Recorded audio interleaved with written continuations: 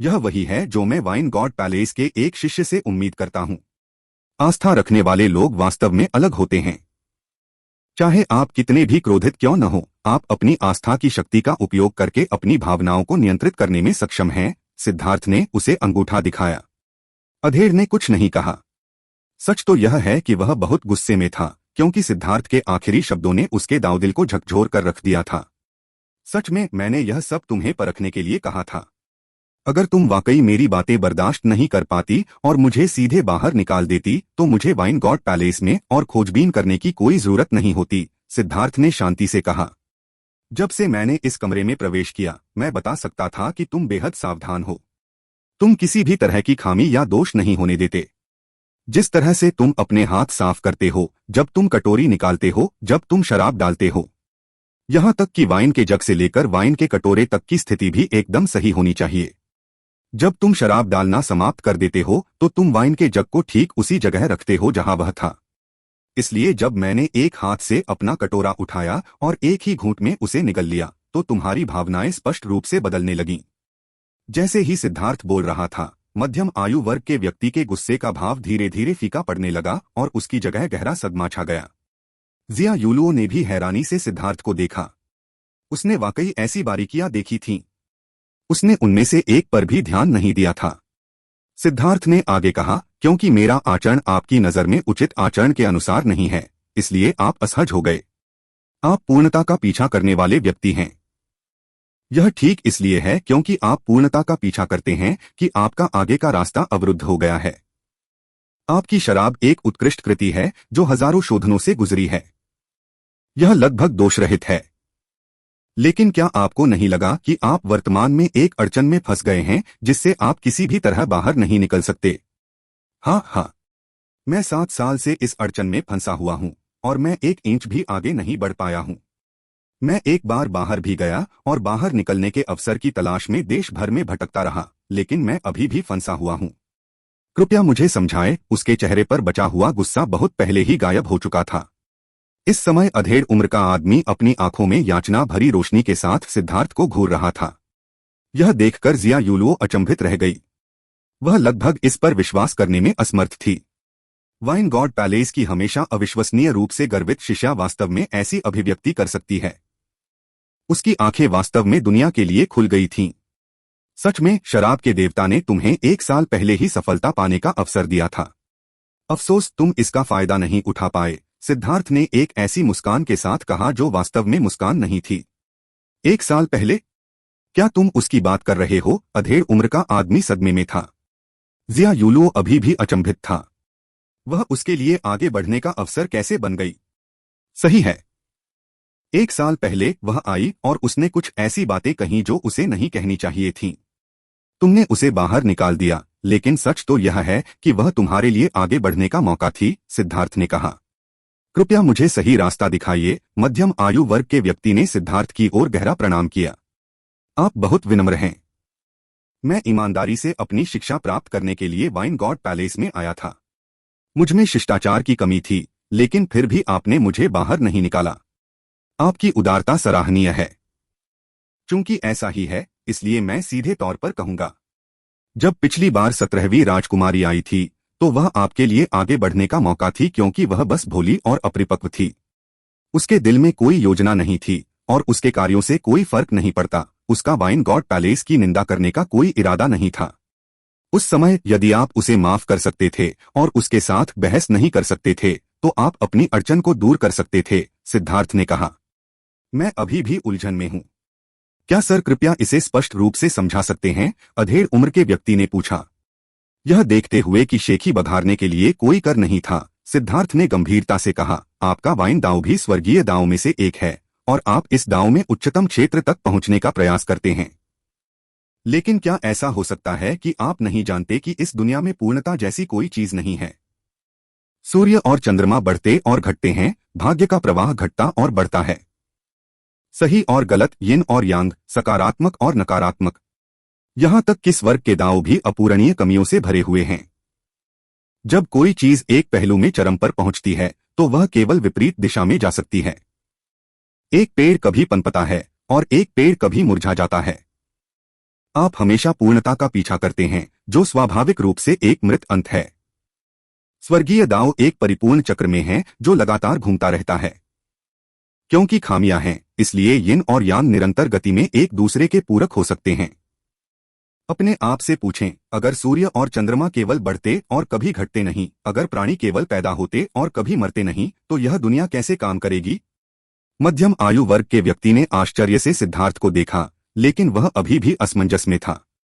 तुम्हें अभी भी समझ नहीं आया? सिद्धार्थ ने आगे कहा, और इसलिए इस दुनिया में कोई पूर्ण अधिकार नहीं है, न ही कोई पूर्णता है। केवल जब खामियां होती हैं, तभी चीजें बदल सकती हैं और विकास के लिए जगह होती है। पूर्णता मौजूद नहीं हो सकती, क्योंकि पूर्णता केवल विनाश को दर्शाती है। मध्यम आयु वर्ग के व्यक्ति की खोई हुई अभिव्यक्ति धीरे धीरे फीकी पड़ गई। उसका शरीर अचानक प्रकाश के प्रभामंडल से ढक गया और एक अजीब उतार चढ़ाव फैल गया, जिससे सिद्धार्थ और जिया यूलो उछल पड़े।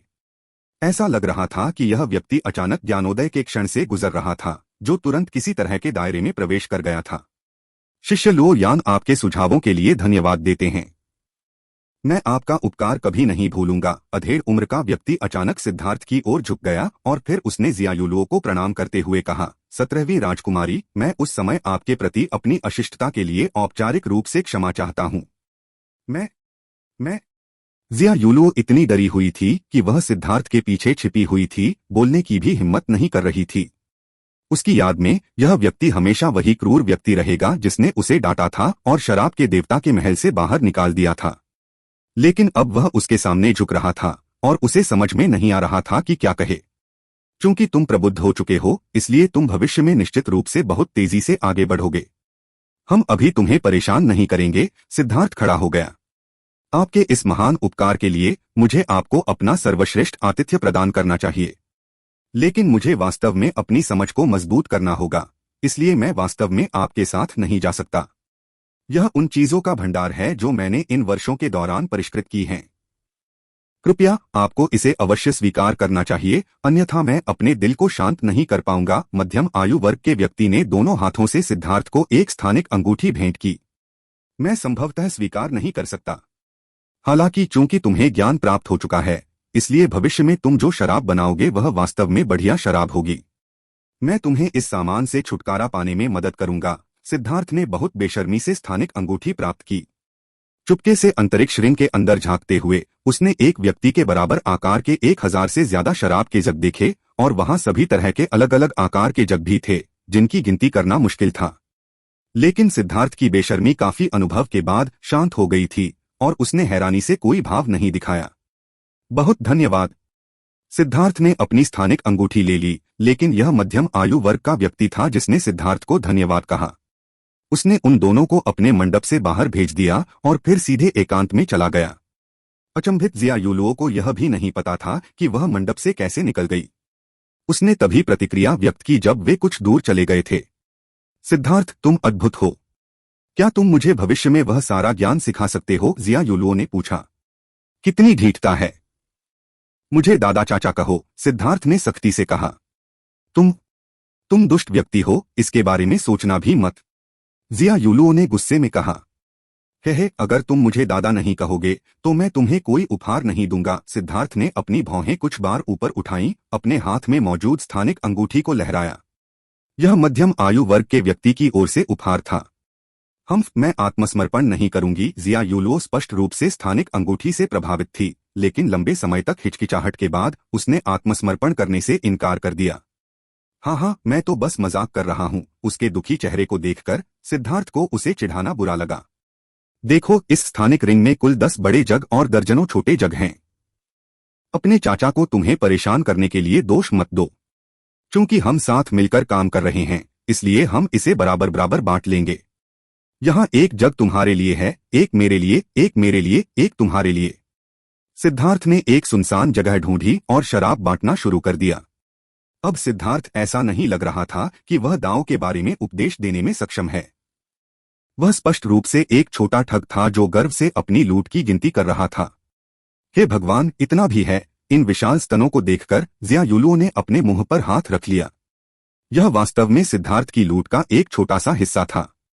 यह उसकी कुल कमाई का 1% भी नहीं था। सिद्धार्थ ने जिया यूलुओ को आधा दिया और गंभीरता से कहा, उन्हें दूर रखो। तुम उनके लायक हो। चोरी करना भी एक दांव है और ठगी करना भी एक रणनीति है। तुम्हारे चाचा लॉन्ग तुम्हारे साथ बुरा व्यवहार नहीं करेंगे, सिद्धार्थ ने हंसते हुए कहा। अब जिया यूलुओ को बुरा लगने लगा। यह शराब बहुत कीमती थी। यह वाइन गॉड पैलेस के उस शिष्य की निजी शराब थी। यहां तक कि ग्रैंड जिया के शाही परिवार में भी इसकी एक बूंद भी उपलब्ध नहीं थी। धन्यवाद।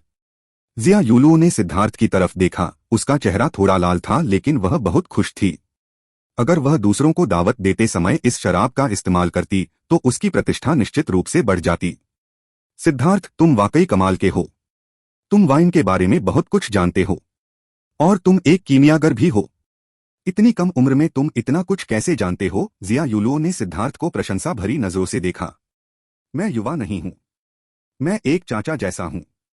अब जब मैं अतीत को देखता हूं तो लगता है कि यह बहुत पहले की बात है। सिद्धार्थ ने भावुक होकर आह भरी। छी, वही मजाक करना बंद करो। मैं गलत था, ठीक है। सिद्धार्थ, मुझे अपनी योग्यताएं सिखाओ। जब तुम उस व्यक्ति से बात कर रहे थे तो तुम वाकई बहुत ही भगवान जैसे, बहुत ही सुंदर लग रहे थे, जिया यूलुओ ने उत्साह से कहा। कोई वास्तविक योग्यता नहीं थी। यह सब सिर्फ एक धोखा है। मैं सिर्फ आंख मूंदकर अनुमान लगा रहा था और सही निकला। चलो समय बर्बाद न करें। हम आगे बढ़ेंगे और देखेंगे कि क्या कुछ और अच्छी वाइन पाने के लिए कोई अच्छी जगह है, सिद्धार्थ ने कहा।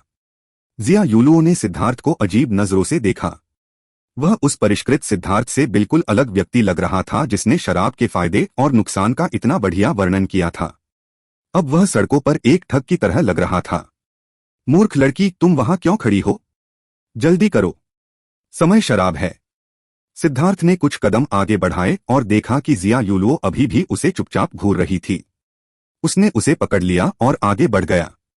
दूर दूर तक फैले हरे भरे पहाड़, सुनसान रास्ता जमीन से होकर गुजरता था और हरियाली जीवन से भरपूर थी क्योंकि हल्की सी बूंदाबांदी से उसमें जान आ रही थी। वहां कोई हत्या नहीं थी, कोई लड़ाई नहीं थी, कोई भयावह योजना नहीं थी। छोटे पत्थर की सीढ़ियों पर चलते हुए सिद्धार्थ को लगा कि उसका दिल शांत हो रहा है। उसने चुपचाप इस एहसास का आनंद लिया। लेकिन जिया यूलुओ इस भावना को महसूस करने में पूरी तरह से असमर्थ थी।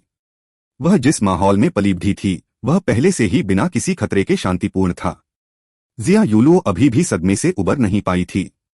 लेकिन सिद्धार्थ को घास चबाते और अश्लील धुन गुनगुनाते हुए देखकर उसे आखिरकार यकीन हो गया कि यह असली सिद्धार्थ ही है। पिछले सिद्धार्थ पर निश्चित रूप से वाइन गॉड का कब्जा था। लड़की, आओ और एक रास्ता चुनो। सिद्धार्थ ने उनके सामने 3 संभावित रास्ते देखकर जिया यूलुओ की ओर मुस्कुराया। अगर तुमने मुझे फिर से लड़की कहा तो मैं नाराज हो जाऊंगी।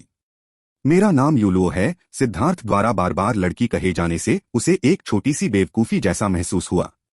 अगर सिद्धार्थ ने उदारतापूर्वक अपनी शराब का आधा हिस्सा उसके साथ नहीं बांटा होता तो वह पहले ही भड़क चुकी होती। ठीक है यूलुओ, चलो कोई रास्ता चुनो। सिद्धार्थ ने खुद को सुधारा। मजाक को बहुत आगे बढ़ने से पहले ही रोक देना चाहिए। हालांकि वह वास्तव में उसका चाचा बनना चाहता था ताकि वह ग्रैंड जिया के सम्राट को बड़ा भाई कह सके। मुझे ही क्यों चुनना है? जिया यूलुओ ने पूछा। क्योंकि तुम वाइन भगवान द्वारा भेजे गए दूत हो। तुम परी हो जो वाइन भगवान महल के शिष्यों को प्रबुद्ध करेगी, इसलिए तुम चुनो। सिद्धार्थ मुस्कुराया। हालांकि वह सिर्फ उसे चिढ़ा रहा था। जिया यूलुओ परी कहलाने से खुश थी। अगर कोई तुम पर विश्वास करे तो यह अजीब होगा।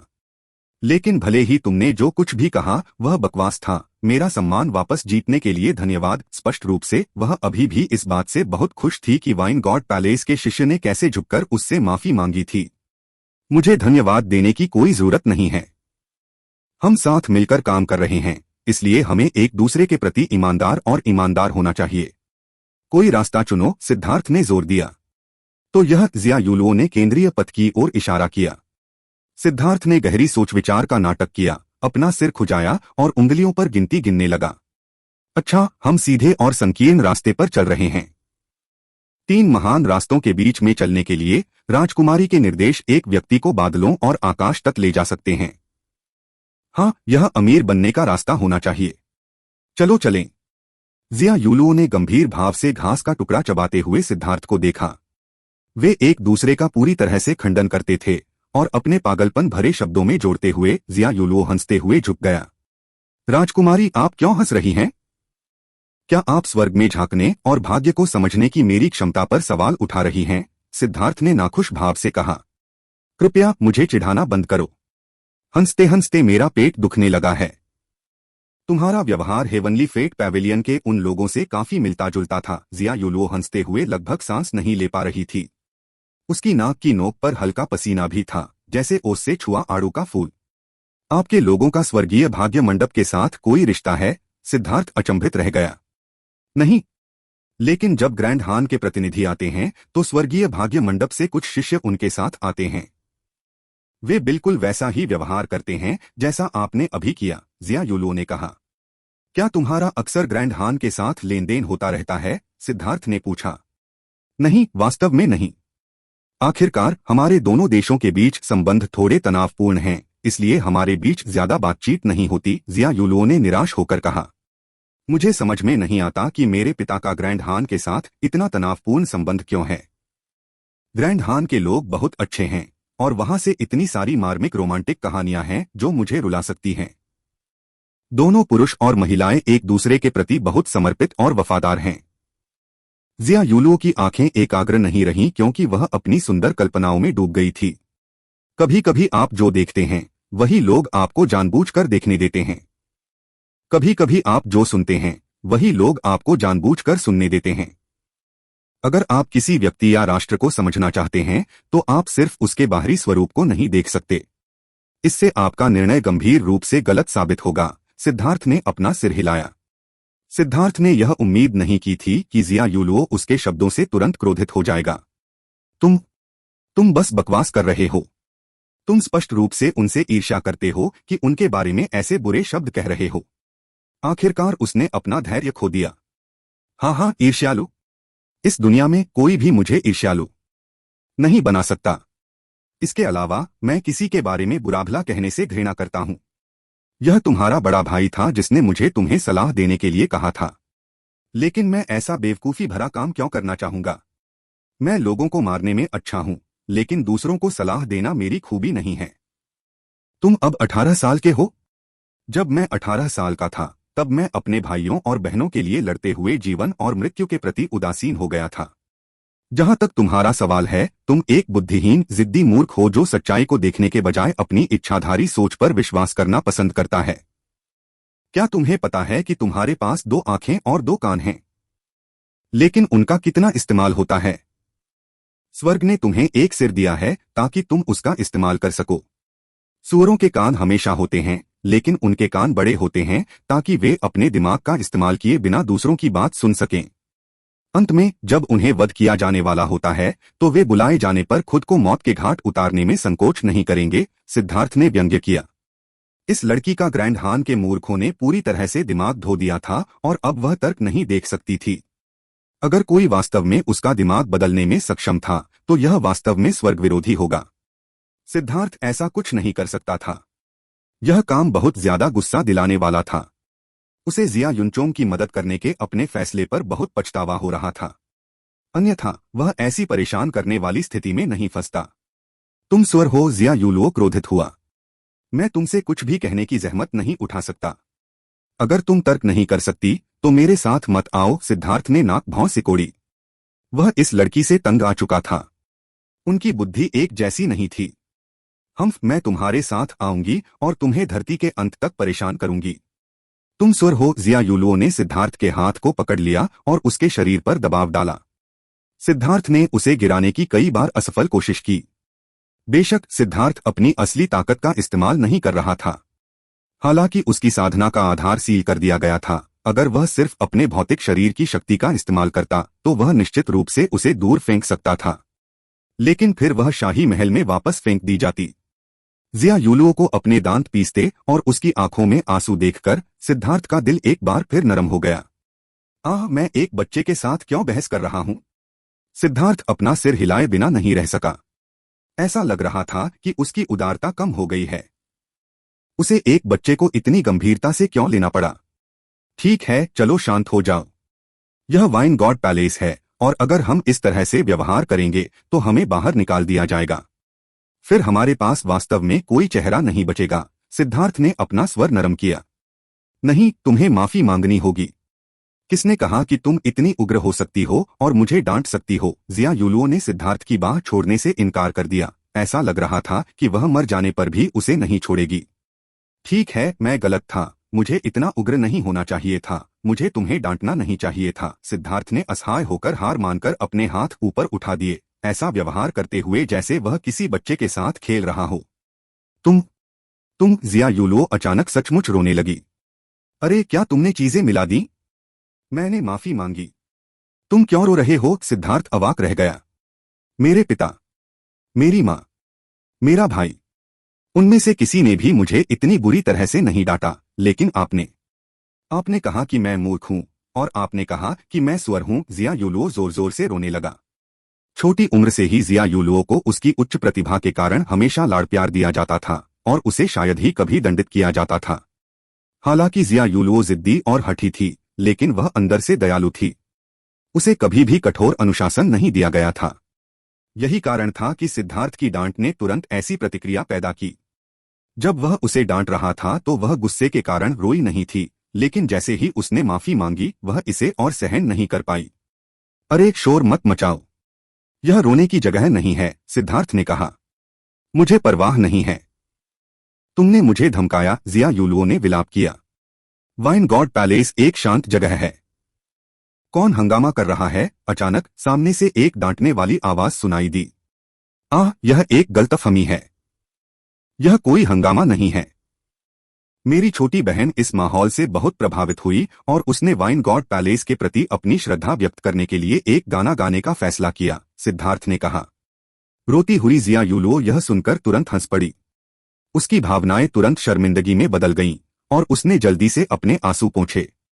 मेरी छोटी बहन का गाना बहुत अच्छा है।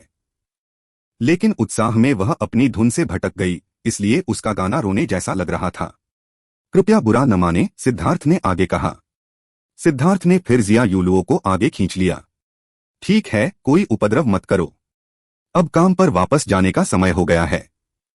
एक कोने में मुड़कर उन्होंने देखा कि एक आदमी एक छोटे से मंडप के सामने खड़ा था और उनकी ओर उदासीनता से देख रहा था। वह एक सुंदर आदमी था, लंबा और सुंदर चेहरा। हालांकि उसकी आंखें उदासी से भरी हुई थीं। हालांकि वह 20 साल का लग रहा था, लेकिन उसकी आंखों में वह दुख महान अनुभवों और बिताए समय की बात करता था। आपका गाना बहुत दुखद है, दिल के दर्द का गाना है। इस वजह से मैं 2 सम्मानित मेहमानों को मेरी शराब चखने के लिए आमंत्रित करना चाहता हूं, आदमी ने कहा। यह मूल्यांकन सुनकर जिया युलुओ की अभिव्यक्ति थोड़ी अस्वाभाविक हो गई। हर कोई जानता था कि वह अभी रो रही थी, लेकिन इस व्यक्ति ने ऐसा व्यवहार किया जैसे उसे इसका एहसास ही न हो। कृपया आगे जाएं।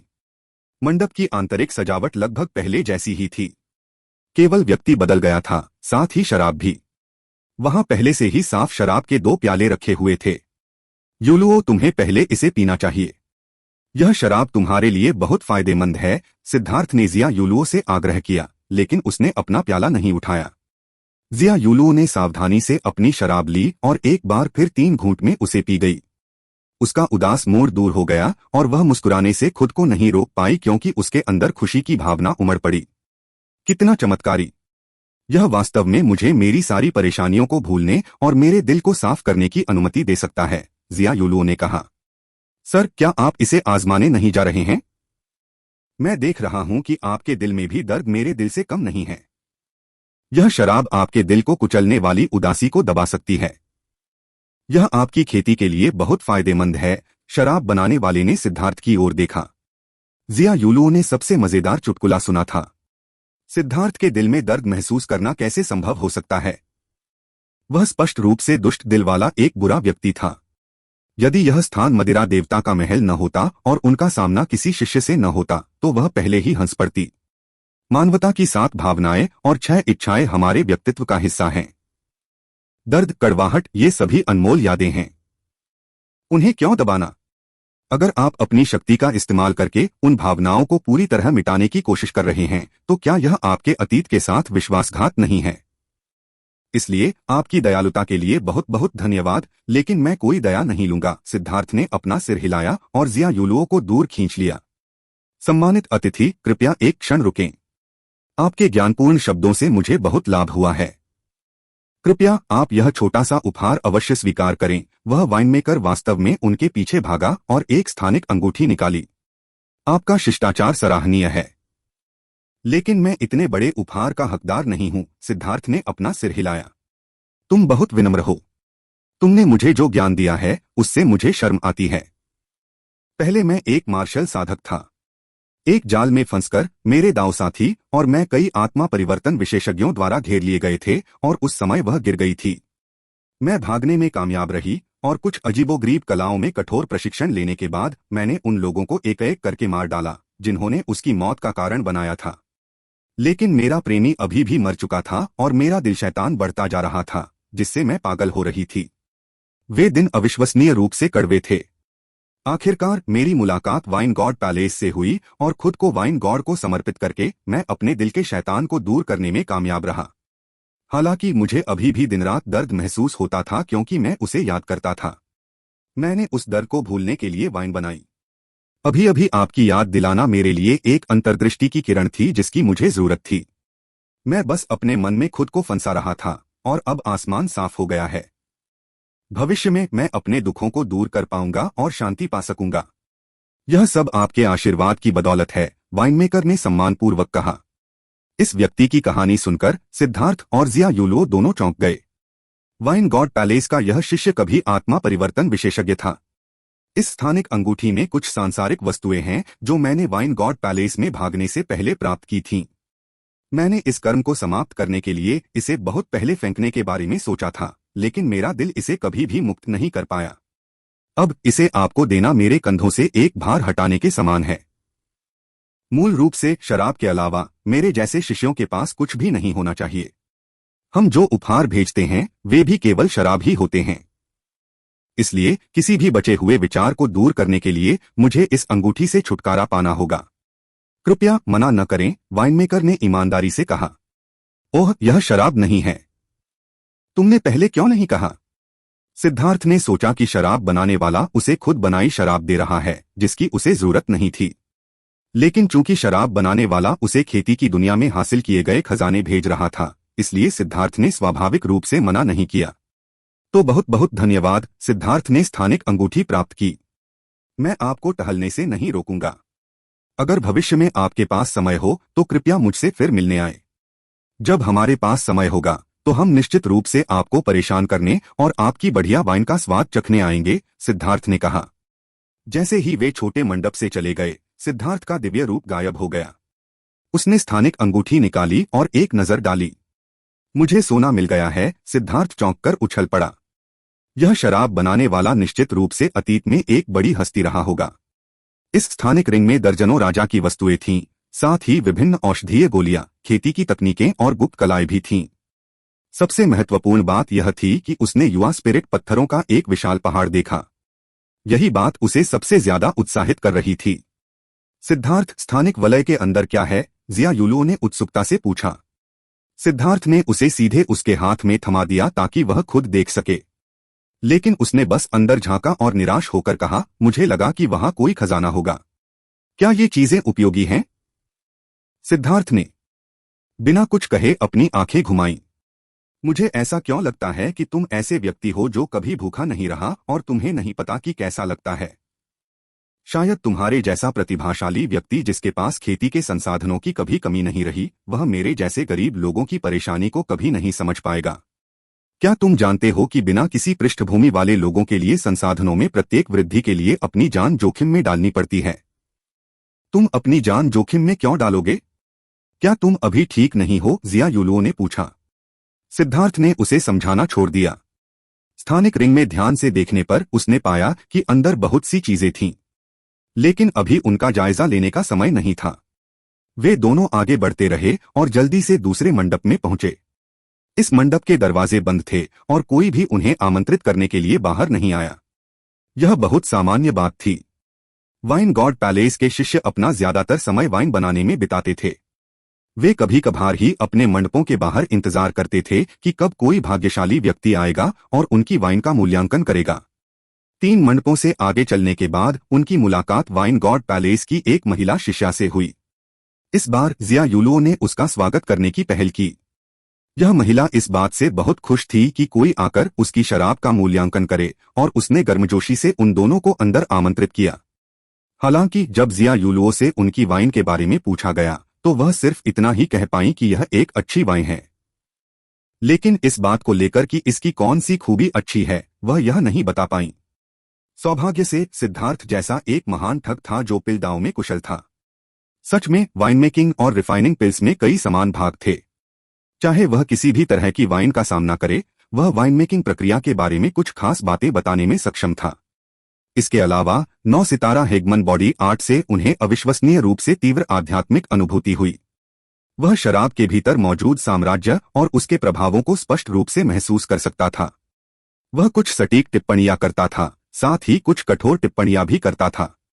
उनकी शराब में जो भी खामियां होती थीं, वह उन्हें कुछ ही वाक्यों में स्पष्ट रूप से बता देता था, जिससे ये शिष्य प्रसन्न होते थे।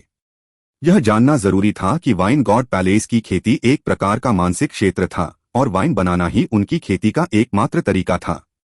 वाइन गॉड पैलेस के शिष्यों को दूसरों के खुलकर बोलने और उनकी वाइन की आलोचना करने का डर नहीं था। उन्हें डर था कि दूसरे लोग उनकी वाइन के बारे में कुछ खास नहीं कह पाएंगे, जिससे वाइन बर्बाद हो जाएगी। जब तक कोई व्यक्ति अपनी वाइन का सही आकलन कर सकता है, चाहे उसके शब्द कितने भी कठोर क्यों न हो, वे प्रसन्न रहेंगे। वे वाइन गॉड पैलेस के दर्जनों शिष्यों के माध्यम से आगे बढ़ते रहे। जिया यूलुओ ने सिद्धार्थ की निपुणता की गवाही दी। वाइन गॉड पैलेस के प्रत्येक शिष्य की वाइन की शैली अद्वितीय थी और उनके चरित्र सभी बेहद अलग थे। कुछ लोग सुसंस्कृत और विद्वान थे, कुछ भिखारियों की तरह लापरवाह थे, कुछ क्रूर कसाई की तरह थे, जबकि कुछ एकांत में रहने वाले साधुओं की तरह थे। संक्षेप में सभी प्रकार और प्रकार के लोग थे।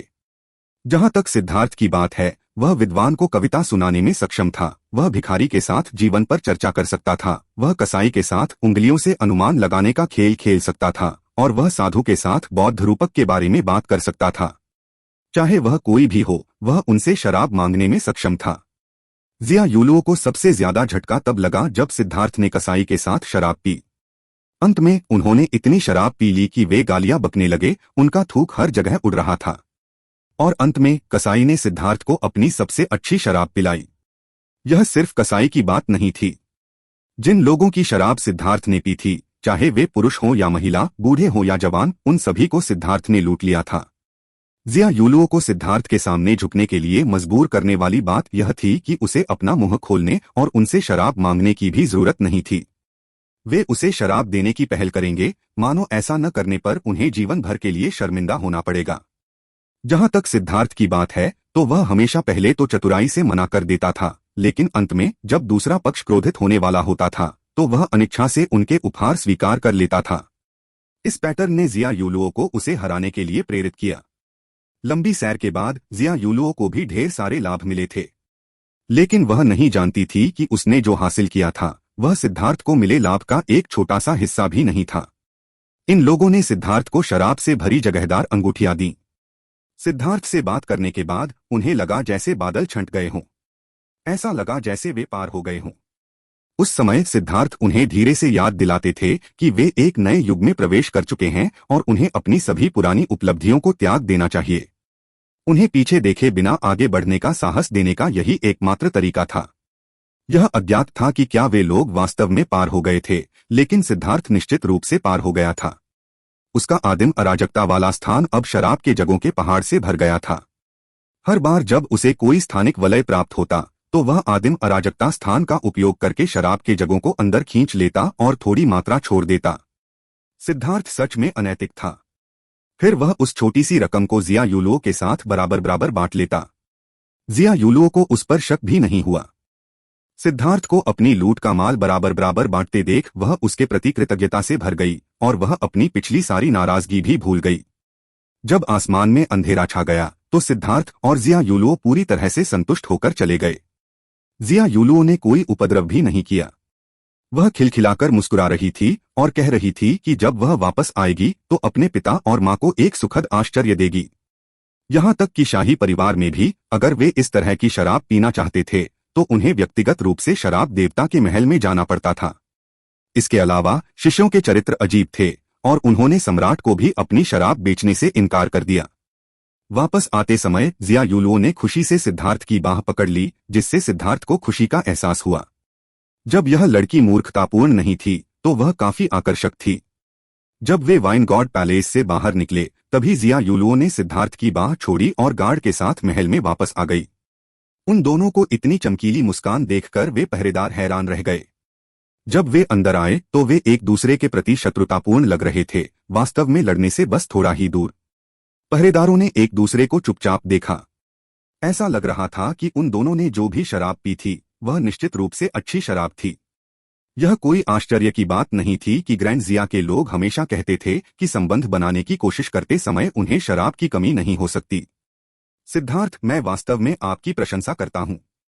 आप मेरे शाही शिक्षक से कहीं ज्यादा जानते हैं। अपने स्थानिक रिंग में शराब के सैकड़ों जगों को देखते हुए जिया युलुओ के चेहरे पर एक पूजनीय भाव प्रकट हुआ।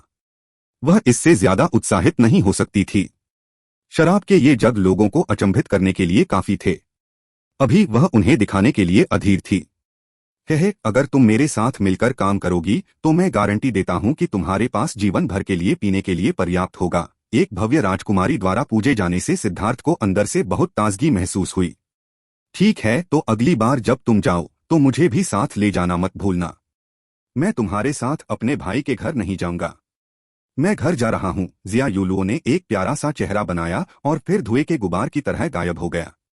हम्मा कितनी बेवफा है, लेकिन मुझे लगता है कि उसने अभी तक दुनिया का अनुभव नहीं किया है। अगर मैंने उससे कहा कि वह अपनी शराब दिखाने से खुद को रोके तो शायद वह भड़क जाएगी। सिद्धार्थ गार्डों के पीछे पीछे जिया युनचोंग के घर की ओर चल पड़ा। हालांकि यह भी शाही महल का हिस्सा था, लेकिन इसकी सुरक्षा बहुत कड़ी थी और इसमें अनगिनत सैनिक तैनात थे। बिना किसी अगुवाई के उसे लगातार चेक पॉइंट से गुजरना पड़ता था। भाई लॉन, आज तुम्हारा काम कैसा रहा? जिया युनचोंग बहुत देर से उसका इंतजार कर रहा था। जैसे ही उसे उसका एहसास हुआ वह उससे मिलने के लिए दौड़ पड़ा। हाँ, मैंने बहुत लाभ कमाया। सिद्धार्थ ने जिया युनचोंग को जीत का इशारा दिया। उसने आज वाकई बहुत कुछ हासिल किया था। युलुओ ने आपके बारे में अनुकूल राय बनानी शुरू कर दी है। जिया युनचोंग खुश था। सिद्धार्थ अवाक रह गया। जिया युनचोंग के प्रसन्न भाव को देखकर सिद्धार्थ को अचानक एहसास हुआ कि उसने गलत समझा था। वे दोनों जिस लाभ के बारे में बात कर रहे थे वह बिल्कुल समान नहीं था। वह आज अपने लाभ से इतना उत्साहित था कि वह जिया युनचोंग द्वारा उसे सौंपे गए मिशन के बारे में पूरी तरह से भूल गया था। उसने अजीब तरह से कहा, मुझे लगता है कि इसे उस दिशा में एक कदम बढ़ाने के रूप में गिना जा सकता है। यह ठीक है, यह अच्छा है। हम इसमें जल्दबाजी नहीं कर सकते। वह लड़की बहुत ज्यादा रक्षात्मक है। अभी मैं उसके सामने ग्रैंड हान के बारे में कुछ भी कहने की हिम्मत नहीं कर सकता, नहीं तो वह भड़क जाएगी। चूंकि तुम अभी अभी उससे मिले हो, इसलिए तुम्हें पहले उसका भरोसा जीतना चाहिए और अस्थायी रूप से कोई भी संवेदनशील विषय नहीं उठाना चाहिए। हम नहीं चाहते कि वह भी तुम्हारे प्रति रक्षात्मक महसूस करे। जिया युनचोंग ने आह भरी। सिद्धार्थ अंदर ही अंदर कड़वी मुस्कान बिखेर रही थी। उसने पहले ही अपने चारों ओर सुरक्षा घेरा बनाना शुरू कर दिया था और आज वह सिर्फ एक बार ही नहीं फटी थी। आओ भाई जिया, आज मैंने अनगिनत बढ़िया वाइन खरीदी हैं। चख लो। सिद्धार्थ ने शिया युनचोंग की स्तब्ध निगाहों के सामने विशेष चिन्हों से चिह्नित वाइन के जग निकाले। उन विशेष चिन्हों को देखकर उसकी आंखें लगभग बाहर आ गईं। जिया युनचोंग तब अचंभित रह गया जब सिद्धार्थ ने विशेष प्रतीकों से चिह्नित शराब के जग निकाले। वाइन गॉड पैलेस के शिष्यों द्वारा बनाई गई प्रत्येक शराब उनके जीवन और अनुभव का प्रतिनिधित्व करती थी। उनमें से प्रत्येक में एक अलग क्षेत्र और समझ थी और उनके स्वाद का हर पहलू गहराई से भरा था। इसलिए उन्हें पीना केवल शराब पीना नहीं था, यह स्वर्गीय दाओस के साथ संवाद करने का एक तरीका था। अब जिया युनचोंग और सिद्धार्थ के सामने दर्जनों छोटे वाइन के जग रखे गए थे।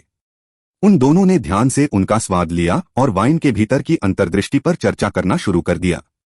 जिया युनचोंग अविश्वसनीय रूप से उत्साहित था। एक दर्शक के दृष्टिकोण से किसी अन्य व्यक्ति के जीवन का नमूना लेना और समझना उसे स्वर्गीय दाओस के करीब जाने की अनुमति देता है। पफट, यह कौन सी शराब है? यह इतनी गर्म और तीखी कैसे हो सकती है? जब उसने आखिरी बार शराब चखी तो जिया युनचोंग ने लगभग उसे थूक दिया। उसने जल्दी से अपना मुंह ढक लिया, सदमे से भर गया। शराब उसके गले से नीचे लावा की तरह बह रही थी।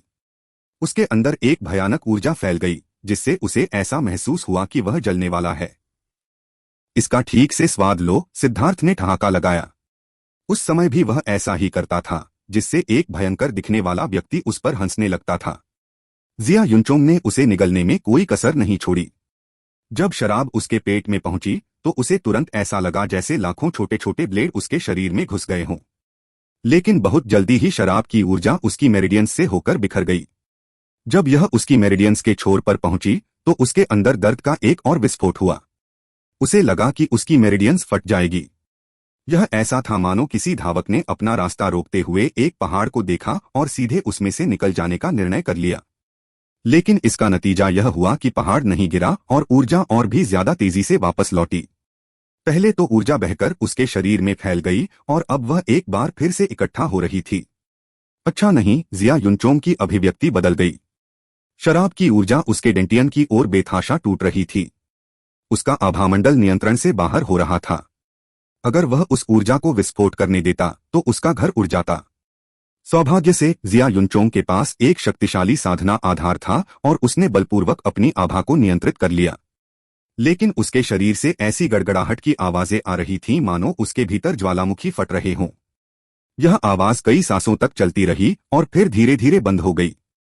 जिया युनचोंग सदमे से भर गया। कितनी भयानक ऊर्जा, कितनी महान समझ और कितनी प्रबल इच्छा शक्ति। हे, मैं भी तुम्हारे जैसा ही था भाई जिया। मैं खुद को लगभग शर्मिंदा कर बैठा। उस भयंकर दिखने वाले मोटे आदमी में वाकई कुछ हुनर है, सिद्धार्थ ने सिर हिलाया। यह शराब कसाई ने बनाई थी। एक भयंकर दिखने वाला मोटा आदमी? क्या तुम भयंकर यांग कसाई तू कियानशांग के बारे में बात कर रहे हो? जिया युनचोंग ने आश्चर्य से चिल्लाया। मुझे नहीं पता, लेकिन उसका उपनाम तू था। उसने मुझे उसे फैटी तू कहने को कहा, सिद्धार्थ ने कहा। शुरू से ही उसे लगा था कि कसाई की उत्पत्ति उसके पेट जितनी ही बड़ी थी। अब जिया युनचोंग के हैरान चेहरे को देखकर उसे लगा कि उसका अनुमान सही था। भाई लॉन्ग, मैं तुम्हें उसके बारे में बताता हूं। 3500 साल पहले सिर्फ अपनी शक्ति से उसने प्राचीन जातियों में से एक का सफाया कर दिया था।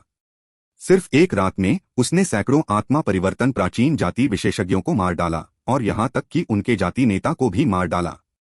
वह जाति नेता तुम्हारे जुआनतियन दाओ संप्रदाय के जुआन गुरु के समान ही स्तर का अस्तित्व था। उसका नाम भयंकर यांग कसाई उसी समय से पड़ा। अपनी प्राचीन जातियों में से एक के सफाये से प्राचीन जाति गठबंधन क्रोधित हो गया। उन्होंने तुरंत उसे मारने का आदेश जारी कर दिया और सभी प्राचीन जातियों के विशेषज्ञ उसे मारने के लिए निकल पड़े। उनसे घिर जाने के बाद तू कियानशांग भाग गया, कई बार लगभग मरते मरते बचा। वह बुरी तरह घायल हो गया था, लेकिन फिर भी वह भागने में सफल रहा। ठीक होने के बाद उसने फिर से प्राचीन जातियों पर पागलपन से हमला किया और उनकी 7 जातियों का सफाया कर दिया। उन सभी जातियों ने उसके शिकार में भाग लिया था। परिणामस्वरूप प्राचीन जाति गठबंधन एक बार फिर क्रोधित हो गया और वे उसे मारने के लिए बड़ी संख्या में आगे बढ़े। लेकिन तू कियानशांग चालाक हो गया था और वह गायब हो गया। उन्हें फिर से उसे घेरने का कोई मौका नहीं दिया। भागते समय उसने जवाबी हमले भी किए। 3 वर्षों में प्राचीन जातियों ने अपने जाति नेताओं के स्तर के 3 विशेषज्ञों और सैकड़ों आत्मा परिवर्तन विशेषज्ञों को खो दिया। अंत में तू कियानशांग ने बहुत से प्राचीन जाति विशेषज्ञों को मार डाला था। इसलिए कोई व्यक्ति तू कियानशांग के ठिकाने के बारे में जानकारी प्राप्त करने के लिए स्वर्गीय भाग्य द्वीप पर गया था। जैसे ही प्राचीन जातियों के विशेषज्ञ तू कियानशांग को मारने वाले थे, वाइन गॉड पैलेस के लोग प्रकट हुए और उसे बचा लिया। तब से तू कियानशांग वाइन गॉड पैलेस का शिष्य बन गया। जिया युनचोंग ने सम्मानपूर्वक और श्रद्धापूर्वक सिद्धार्थ को तू कियानशांग के इतिहास के बारे में बताया। प्राचीन जातियां वास्तव में अपने क्रोध को निगलने और वाइन गॉड पैलेस को उसे ले जाने देने के लिए तैयार थीं। सिद्धार्थ को इस पर विश्वास नहीं हुआ। असली सवाल यह है कि क्या प्राचीन जातियां उन्हें रोकने की हिम्मत करेंगी? वाइन गॉड पैलेस के पास एक सच्चे भगवान की विरासत है। भाई लॉन्ग, वाइन गॉड पैलेस के शिष्यों को नीची नजर से मत देखो, क्योंकि वे केवल शराब बनाते हैं और आप उनकी खेती के आधार नहीं देख सकते। उनमें से अधिकांश लोग अपने समय के शानदार विशेषज्ञ थे, ऐसे लोग जिन्होंने अपने युग को हिलाकर रख दिया था। यही कारण है कि उन सभी के पास जीवन के प्रति अपनी अलग अलग अंतर्दृष्टि है और वे जो शराब बनाते हैं वह उनके लिए अद्वितीय है। अन्य सभी स्वर्गीय दाओस के भीतर टटोल रहे हैं, जबकि वे पहले से ही दूसरे क्षेत्र में पहुंच चुके हैं। वाइन गॉड पैलेस की ताकत ऐसी है कि कोई भी उन्हें भड़का नहीं सकता। क्या आप जानते हैं कि पिल वैली कितनी शक्तिशाली है? जब वाइन गॉड पैलेस ने उन्हें बाहर निकाल दिया तो उन्होंने एक फांक भी छोड़ने की हिम्मत नहीं की। अगर पिल वैली ने भी उनके खिलाफ जाने की हिम्मत नहीं की तो प्राचीन जाति गठबंधन के पास वाइन गॉड पैलेस को चुनौती देने की क्या योग्यता है? वे सिर्फ कुछ वंशज हैं जिन्हें जुआन जानवरों ने त्याग दिया है। इसके अलावा प्राचीन जाति गठबंधन को कभी भी मानव जाति पसंद नहीं थी। वे यह मानने से भी इनकार करते हैं कि वे मानव जाति के वंशज हैं। वे केवल इतना कहते हैं कि वे जुआन जानवरों के वंशज हैं और फिर भी जुआन जानवर उन्हें नहीं चाहते हैं।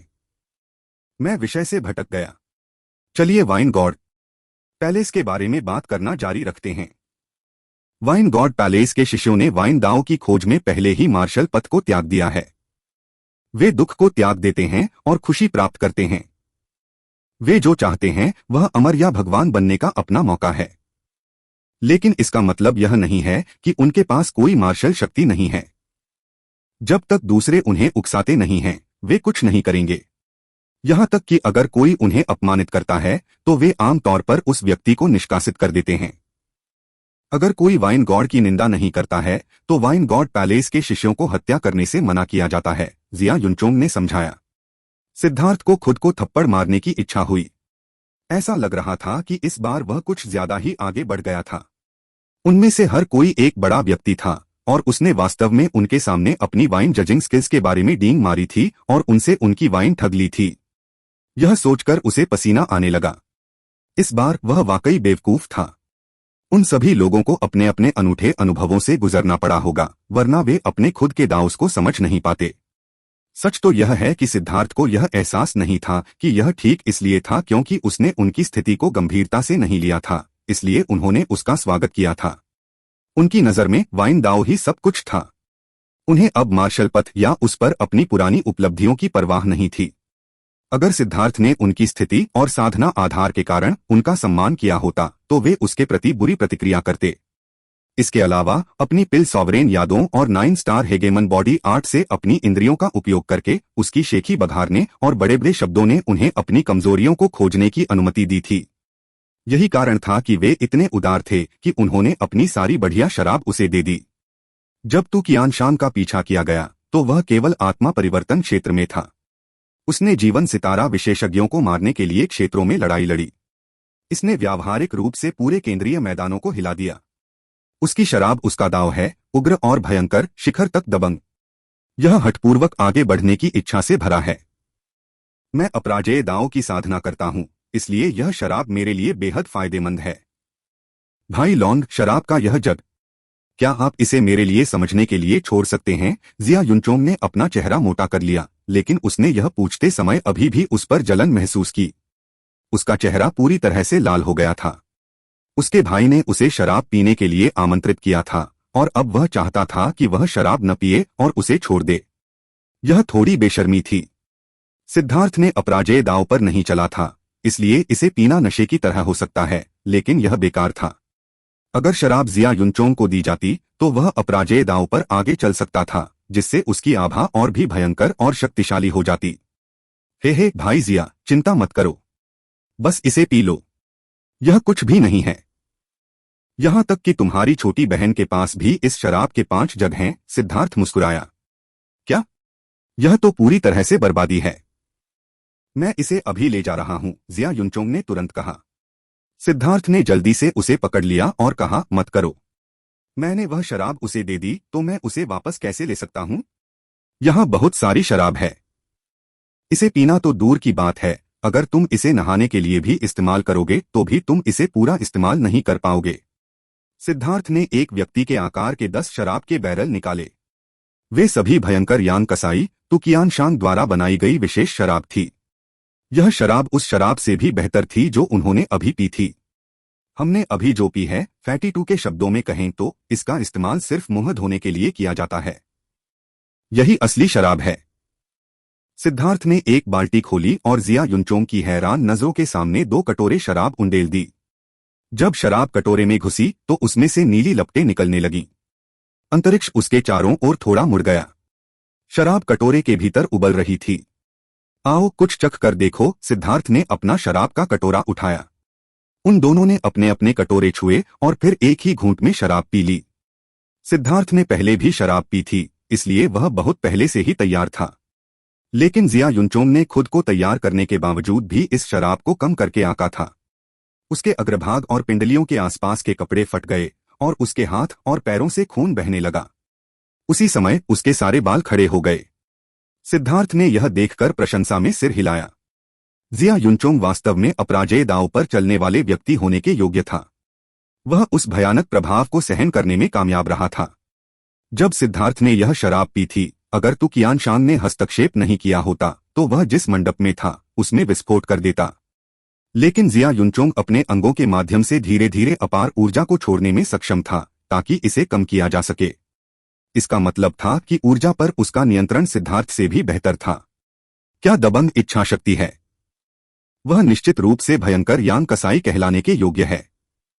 भाई लॉन्ग, मुझे इन अंतर्दृष्टियों को पचाने के लिए एकांत में जाना होगा, जिया युनचोंग ने कहा। तुम यह सब ले सकते हो, मेरे पास अभी और भी है। सिद्धार्थ ने जिया युनचोंग को सारी शराब दे दी, जिससे वह खुश हो गया। शुरू में वह इस बात से थोड़ा चिंतित था कि उसके पास इतनी शराब नहीं है कि वह शराब की गहराई को समझ सके, लेकिन अब उसके पास पर्याप्त से अधिक शराब थी। जिया युनचोंग ने कहा कि उसका एकांतवास शायद कुछ दिनों तक चलेगा। उसने पूछा कि सिद्धार्थ की क्या योजना है और क्या वह जिया युलुओ के साथ जाने वाला है या नहीं।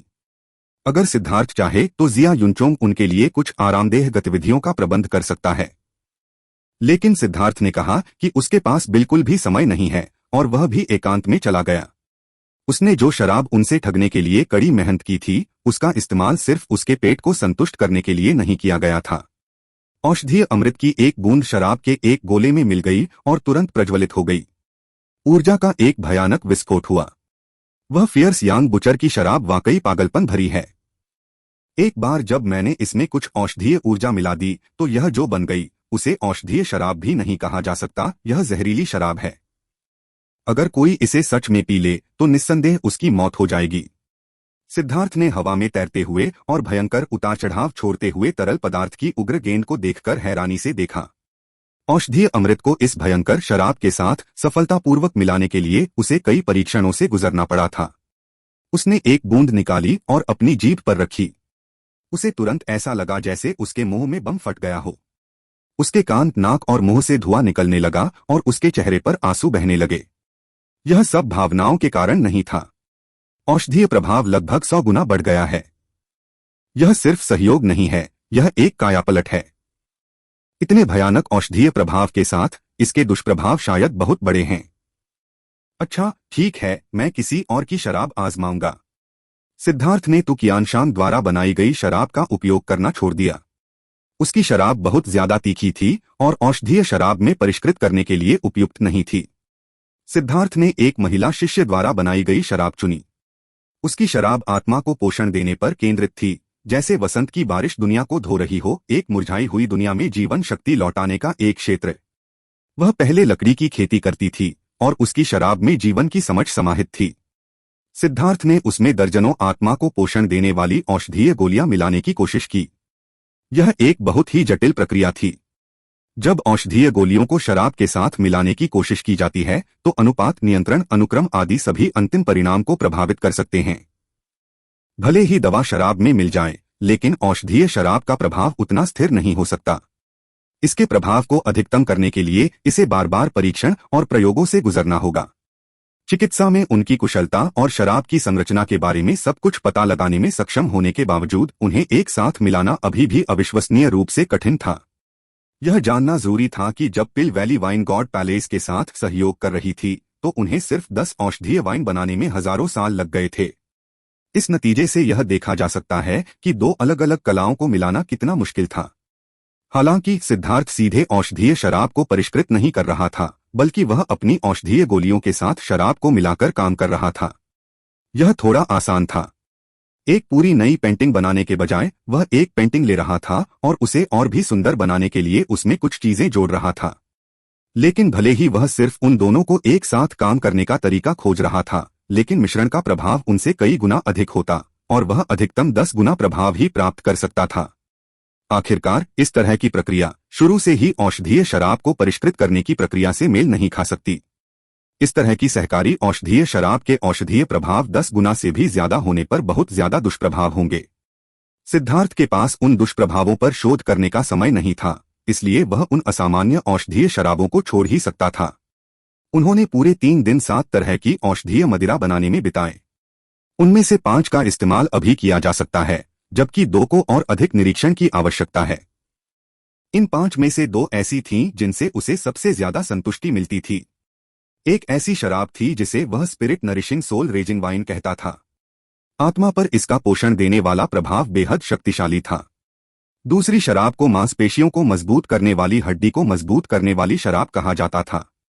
यह शराब वाइन गॉड पैलेस में एक शरीर साधक शिष्य से आई थी और सिद्धार्थ औषधीय गोलियों के साथ इसके प्रभाव को और भी मजबूत करने में कामयाब रहा।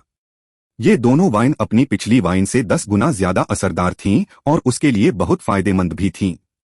न सिर्फ वे गोलियों से ज्यादा असरदार थीं, बल्कि उनका स्वाद भी अच्छा था। सच कहूं तो गोलियां खाने के कई सालों बाद सिद्धार्थ उनसे पूरी तरह उब गया था। अब जब वह भयानक स्वाद बदल सकता था तो वह पहले से कहीं ज्यादा धन्य महसूस कर रहा था। क्योंकि औषधीय वाइन के बारे में और अधिक शोध करना बहुत लंबा समय लेगा, इसलिए सिद्धार्थ आगे बढ़ गया। उसने वह स्थानिक अंगूठी खोली जो वाइन गॉड पैलेस के विशेषज्ञ ने उसे दी थी। हाँ, एक आर्म ब्रेसर किंग आइटम। मैं इसे ले लूंगा। सिद्धार्थ के हाथ में एक सुनहरा आर्म ब्रेसर दिखाई दिया। इस पर प्राचीन रूनिक रेखाएं उकेरी गई थीं और यह पहाड़ जितना भारी था। यह निश्चित रूप से सिद्धार्थ के लिए कुछ अच्छा था। इस आर्म ब्रेसर की मदद से वह अपने कृपाण का उपयोग करने के बजाय अपने हाथ से किंग आइटम के हमले को रोक सकता था। कृपाण रक्षा की तुलना में आक्रमण पर अधिक ध्यान केंद्रित करते थे, इसलिए बचाव पर स्विच करने से वह निष्क्रिय स्थिति में आ जाता था। अरे, ये 2 फर वाले जूते भी तो राजा की वस्तुएं हैं। उसके हाथों में 2 फर के जूते दिखाई दिए। बाहर से देखने पर वे राजा की वस्तुओं जैसे भी नहीं लग रहे थे, लेकिन अंदर अनगिनत रून थे। यहां तक कि तलवों पर भी उन्हें सहारा देने वाली एक संरचना थी। ठीक है, उम्मीद है कि पिछले मालिक के पैरों में फंगस नहीं था। सिद्धार्थ ने अपने जूते उतारे और पहन लिए। भनभनाना। उसने अभी अभी उन्हें पहना ही था कि उनके रून चमक उठे। वे शुरू में थोड़े बड़े थे, लेकिन धीरे धीरे वे सिकुड़कर उसके लिए पूरी तरह से फिट हो गए। उसने जमीन पर लात मारी और एक भयंकर तूफान आया। जैसे ही सिद्धार्थ ने अपना आध्यात्मिक युवान डाला, जूते चमकने लगे और अंतरिक्ष विकृत होने लगा। उसने जल्दी से अपना आध्यात्मिक युवान वापस खींच लिया। तो यह एक हथियार राजा आइटम नहीं है, लेकिन जब तक मेरे पास पर्याप्त आध्यात्मिक युवान है, मैं मूल रूप से टेलीपोर्ट कर सकता हूं। सिद्धार्थ इस क्षमता से हैरान था। यह उसका पहला मौका था जब उसने किंग आइटम स्तर पर उपकरण पहना था। अब उसने पाया कि सभी किंग आइटम को सक्रिय करने के लिए जेड कोर की आवश्यकता नहीं होती। जूते उसके पैरों में थे, जबकि उसकी बाह का ब्रेसर उसकी आस्तीन से ढका हुआ था। बाहर से कोई नहीं बता सकता था कि वे क्या थे, और उसने यह भी पाया कि वे उसकी हरकतों को प्रभावित नहीं करते थे। वह बहुत खुश हुआ और जल्दी से राजा की बाकी वस्तुओं को देखने लगा। हालांकि उसे ऐसा कुछ भी नहीं मिला जो उसके अनुकूल हो। इन राजा वस्तुओं में से अधिकांश हथियार थे, साथ ही कवच के कुछ सेट भी थे। सिद्धार्थ को भारी कवच पसंद नहीं था, क्योंकि उनके शक्तिशाली बचाव से चपलता खत्म हो जाती थी। उसे लड़ने का यह तरीका पसंद नहीं था। भारी कवच वास्तव में केवल समूह युद्धों के लिए उपयुक्त था, विशेष रूप से अग्रिम मोर्चे पर। लेकिन यह अकेले लड़ने के लिए उपयुक्त नहीं था। दूसरे खजानों को देखते हुए उसने कुछ औषधीय गोलियां देखीं, लेकिन उसे उनमें कोई दिलचस्पी नहीं थी। उन्हें कई गुप्त पुस्तकें भी मिली। इनमें शुरुआती युद्ध कौशल से लेकर गहन जादुई कलाएं शामिल थीं। इनमें से कई कलाएं ऐसी थीं जो एक दूसरे के ऊपर बनी थीं और मजबूत होती गईं। सिद्धार्थ अंदर से आहें भरने से खुद को नहीं रोक पाया। कोई आश्चर्य नहीं कि उस व्यक्ति ने कहा था कि इतने सालों के बाद भी वह इसे फेंकने को तैयार नहीं था। उसने शायद एक बार अपना खुद का संप्रदाय बनाने का सपना देखा था ताकि अपनी विरासत को पीछे छोड़ सके। ओह, यह क्या है? सिद्धार्थ ने अचानक एक पुराने जानवर की खाल निकाली। वह समय के साथ सूख गई थी। जानवर की खाल पर एक नक्शा बना हुआ था और उसमें 2 गोलाकार क्षेत्र थे जो खोपड़ी की आंखों की तरह थे। यह देखकर उसने अचानक पाया कि जितना अधिक वह इस जानवर की खाल को देखता था, उतना ही उसे लगता था कि यह एक मानव खोपड़ी की तरह लग रहा है। जहां भौहें मिलती थीं, वहां एक छोटा सा निशान था। यह बहुत ही अजीब निशान था। यह कोई अमर चरित्र नहीं था और वह समझ नहीं पा रहा था कि इसका क्या मतलब है। यह चीज शायद अविश्वसनीय रूप से पुरानी है। जानवर की खाल की शक्ति भी बहुत ज्यादा है। हालांकि यह नक्शा किस लिए है, शायद सिर्फ वही जानता है, लेकिन अब जब उसने मुझे यह स्थानिक अंगूठी दी है तो इसका मतलब है कि वह इससे अपने सभी संबंध तोड़ना चाहता है। मैं उससे नहीं पूछ सकता। मैं इसे एक तरफ रख दूंगा। अगर यह मेरा है तो यह भाग नहीं सकता, और अगर यह मेरा नहीं है तो मैं इसे ढूंढ भी नहीं पाऊंगा। इस पर सोचने में समय बर्बाद करने की कोई जरूरत नहीं है।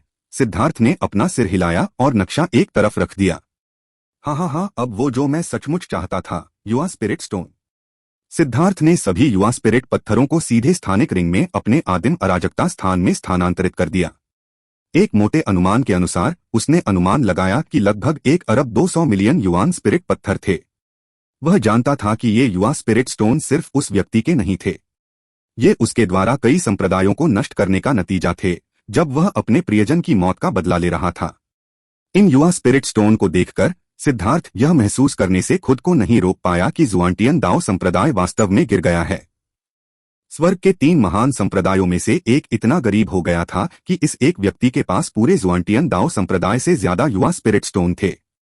यह वास्तव में वैसा ही था जैसा जुआन मास्टर ने कहा था।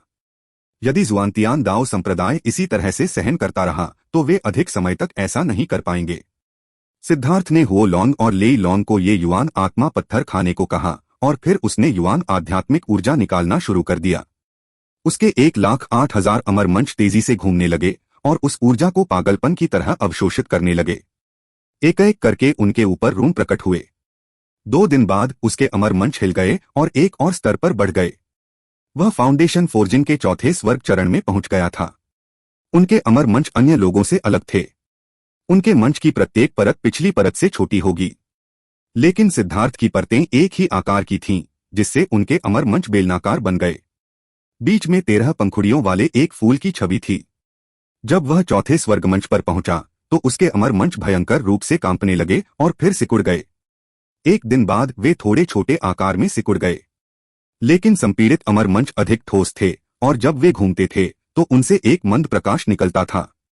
उसी समय सिद्धार्थ ने महसूस किया कि उसके प्रत्येक अमर मंच इस हद तक मजबूत हो गए थे कि वे अब तीसरे स्वर्ग मंच की तुलना में कई गुना अधिक मजबूत थे।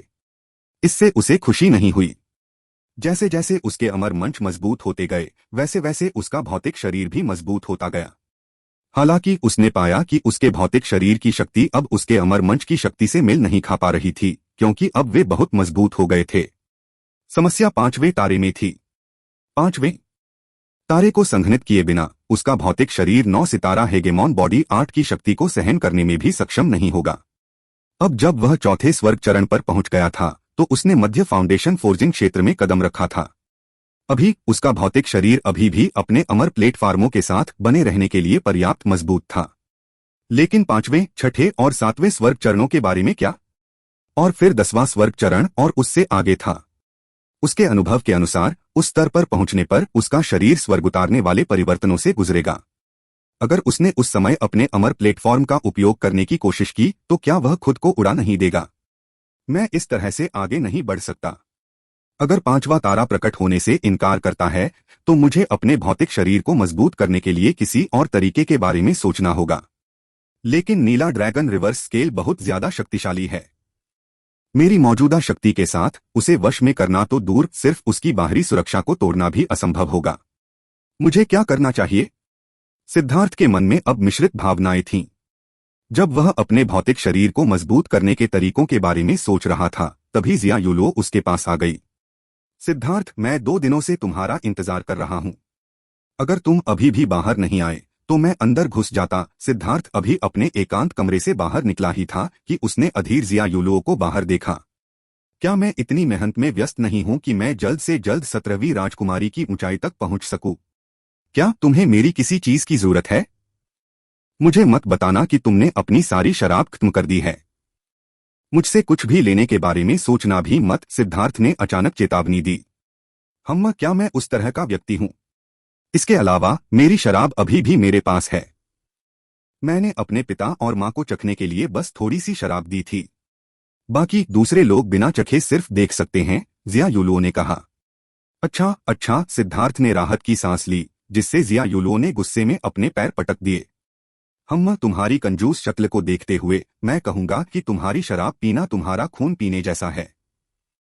क्या इतना चिंतित होना उचित है? जिया युलुओ ने सिद्धार्थ को घृणा से देखा। अगर मैं इतना कंजूस होता तो क्या तुम्हें लगता कि मैं तुम्हें अपनी शराब का एक हिस्सा देता? सिद्धार्थ ने पूछा। ठीक है, मैं तुमसे बहस नहीं करूंगा। मैं लगभग भूल ही गया था कि मेरे शाही पिता तुम्हें देखना चाहते हैं, जिया युलुओ ने कहा। बड़े भाई मुझसे क्यों मिलना चाहते हैं? सिद्धार्थ ने पूछा। जिया युलुओ ने उसे घूरकर देखा और सख्त चेतावनी दी, मेरे शाही पिता बहुत कठोर व्यक्ति हैं। अगर तुमने उनके सामने ऐसी कोई बात कहने की हिम्मत की तो वे तुम्हें वहीं मार सकते हैं। तुम्हारे पास रोने के लिए भी जगह नहीं होगी। वाकई वह इतना क्रूर है? वह चुटकुला सुनाने के लिए किसी को मार देगा? सिद्धार्थ ने चौंकने का नाटक किया। मेरे शाही पिता सबसे निर्दयी व्यक्ति हैं जिन्हें मैं जानती हूं। उन्होंने अपने 2 बेटों को भी मार डाला। क्या आपको लगता है कि उन्हें किसी बाहरी व्यक्ति की जान की परवाह होगी? जिया युलुओ की आंखों में कुछ हद तक डर और घृणा का भाव दिखाई दिया जब उसने अपने पिता के बारे में बात की। सिद्धार्थ ने चौंक कर कहा, क्या कोई सम्राट इतना क्रूर हो सकता है कि अपने बेटों को मार डाले? मुझे तुम पर विश्वास नहीं होता। इसमें क्या विश्वास नहीं करना है? उसने कुछ किशोरों को दुनिया में तड़का लगाने के लिए फेंक दिया और वे येलो स्प्रिंग्स में लौट आए। हालांकि उसने उन्हें व्यक्तिगत रूप से नहीं मारा, लेकिन क्या फर्क पड़ता है? जिया युलुओ ने नाक भौं सिकोड़ी। सिद्धार्थ ने कहा, ऐसी कई बातें हैं जो तुम नहीं समझती। सभी लोग अपने बच्चों की परवाह करते हैं।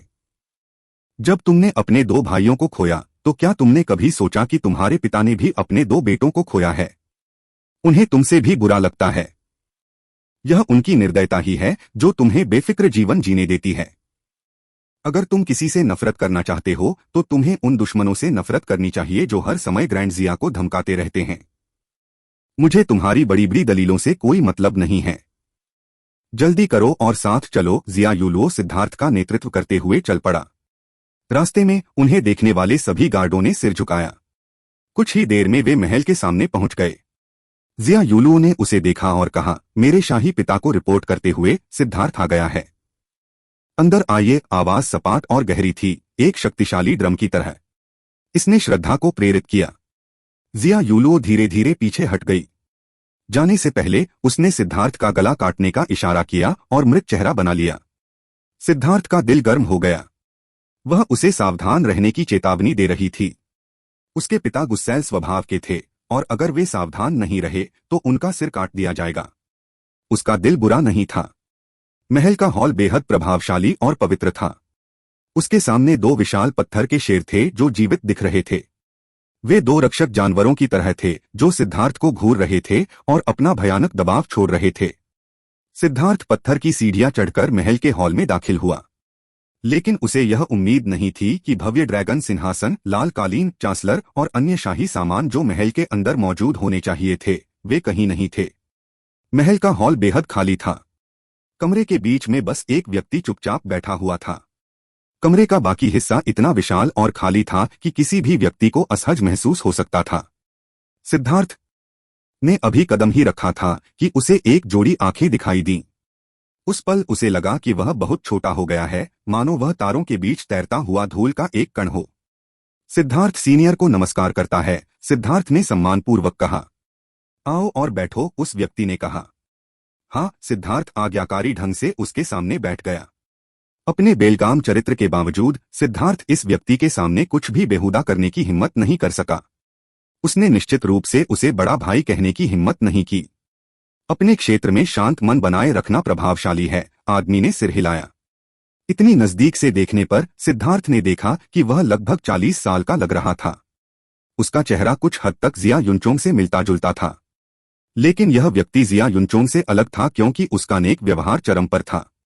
उसके पीछे एक ड्रैगन की धुंधली छवि तैर रही थी जिसने सिद्धार्थ को चौंका दिया। तो तुम ड्रैगन नस की अभिव्यक्ति को भी देख पा रहे हो। जैसी कि उम्मीद थी, तुम इतने सरल नहीं हो। अधेड़ उम्र के आदमी ने सिद्धार्थ को कुछ आश्चर्य से देखा। फिर और भी अधिक आश्चर्य के साथ उसने कहा, तुम्हारे भीतर असली ड्रैगन सार रक्त है। सीनियर की दृष्टि वास्तव में दिव्य है। मेरी सारी संपत्ति आसानी से देखी जा सकती है, सिद्धार्थ ने कड़वाहट से मुस्कुराते हुए कहा। यह ग्रैंड जिया के भीतर सबसे बड़ा अधिकार रखने वाला व्यक्ति था। वह वास्तव में भयानक था। मैंने इसे नहीं देखा, मैंने इसे महसूस किया। मेरे ग्रैंड जिया के भीतर ड्रैगन नस द्वारा संरक्षित कर्म भाग्य का एक संघनित रूप है। इसलिए मैं आपके शरीर के भीतर ड्रैगन के खून को महसूस कर सकता था। मध्यम आयु वर्ग के व्यक्ति ने भौहें सिकोड़ी। आपको सावधान रहना चाहिए। आपका ड्रैगन खून बहुत उच्च श्रेणी का नहीं है, लेकिन यह बेहद शुद्ध है। अगर जुआन जानवरों को इसके बारे में पता चला तो यह शायद बहुत परेशानी भरा होगा। आपकी चेतावनी के लिए बहुत बहुत धन्यवाद सीनियर। यह जूनियर समझता है, सिद्धार्थ ने धन्यवाद दिया। जब उसने क्लाउड की मां का सामना किया था तो उसने भी उसे जुआन जानवरों से सावधान रहने की चेतावनी दी थी। अब जबकि ग्रैंड जिया के सम्राट ने भी उसे चेतावनी दी थी, तो ऐसा लग रहा था कि उसका असली ड्रैगन सार रक्त वास्तव में भविष्य में बड़ी मुसीबत का कारण बनेगा। मुझे सीनियर कहना थोड़ा ज्यादा है। हालांकि बड़ा भाई भी बहुत उपयुक्त नहीं है। मेरा नाम युयांग है, इसलिए आप मुझे अंकल यांग कह सकते हैं, ग्रैंड जिया के सम्राट जिया युयांग ने कहा।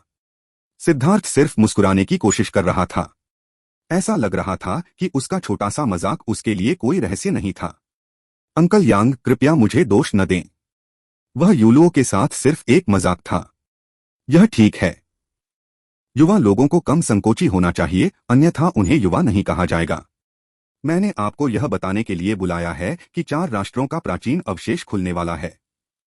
आपको खुद को तैयार करना चाहिए। जब समय आएगा तो आप चोंगेर और अन्य लोगों के साथ जा सकते हैं। 4 राष्ट्रों के प्राचीन अवशेष, सिद्धार्थ ने पूछा। हाँ, चोंगेर आपको विस्तृत जानकारी देगा। इसके अलावा ग्रैंड हान से प्रतिनिधिमंडल 2 दिनों में आ जाएगा और आप उनका स्वागत करने के प्रभारी होंगे, जिया युयांग ने कहा। मैं उन्हें प्राप्त करें, सिद्धार्थ को लगा जैसे उसने गलत सुना है। सही कहा आपने। मैंने सुना है कि जुआंटियन दाओ संप्रदाय में आपने स्वर्ग दमन जादू संप्रदाय के लोगों का बहुत अच्छे से स्वागत किया। आप उनके साथ बहुत उत्साही और स्वतंत्र थे, जिससे वे अपने संप्रदाय में वापस लौट पाए और वे पहले से बेहतर स्थिति में थे।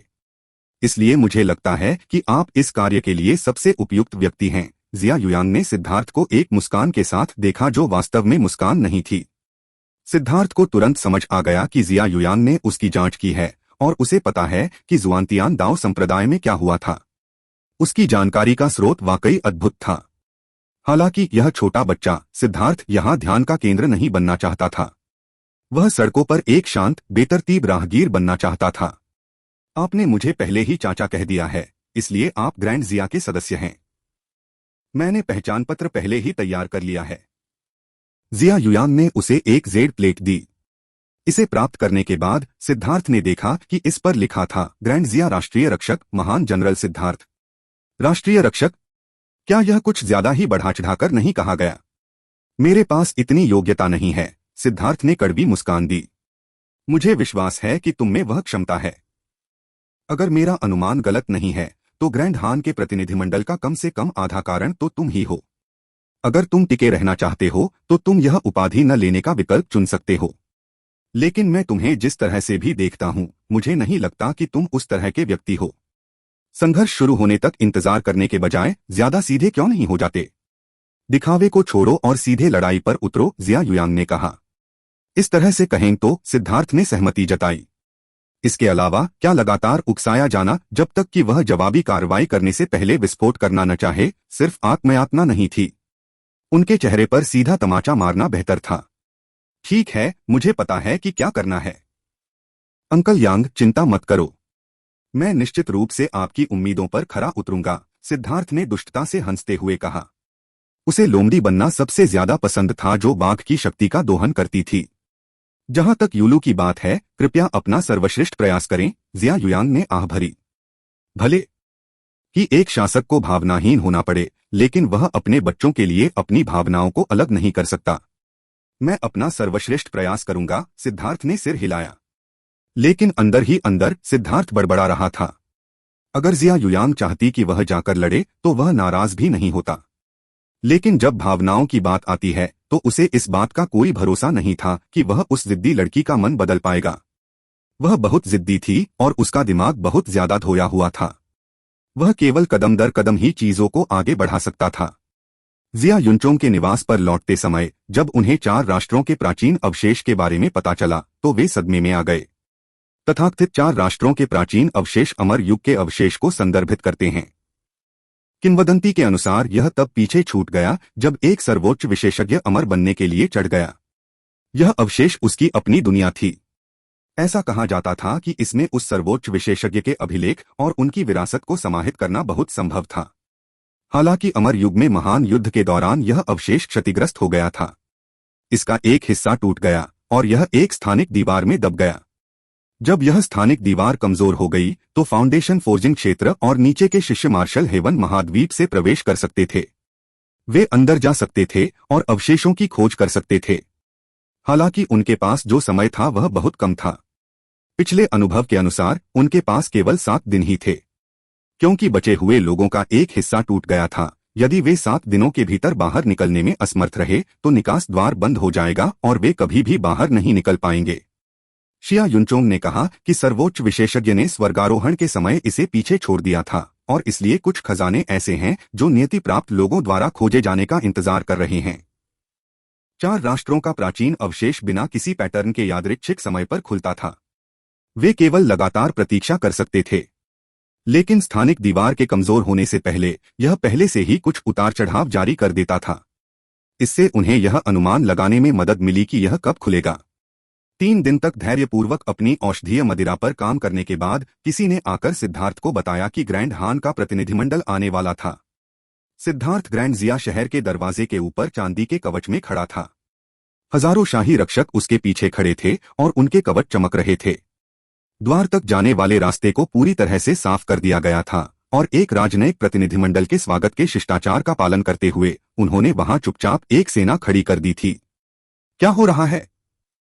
वे अभी तक नहीं आए हैं? तय समय से एक अगरबत्ती जितना समय बीत चुका है, सिद्धार्थ ने भौहें सिकोड़ी। एक उच्च पदस्थ अधिकारी ने बताया, ग्रेट जनरल को रिपोर्ट करते समय ग्रैंड हान के लोग अक्सर 3 अगरबत्ती के बराबर देरी से आते हैं। वह ग्रैंड हान की शैली से बहुत परिचित था। क्या ऐसा है? तो फिर यह आसान है। सिद्धार्थ यह सुनकर क्रोधित हो गया। उसे ऐसे लोग नापसंद थे जो समय पर आना नहीं जानते थे। क्या उन्हें लगता था कि वे उससे इंतजार करवा सकते हैं? ऐसा करके वे बहुत ज्यादा इज्जत कमा रहे होंगे। ठीक है भाइयों, हम बाकी दिन छुट्टी ले रहे हैं। सभी लोग वापस जाएं और शहर के दरवाजे बंद कर दें, सिद्धार्थ ने आदेश दिया।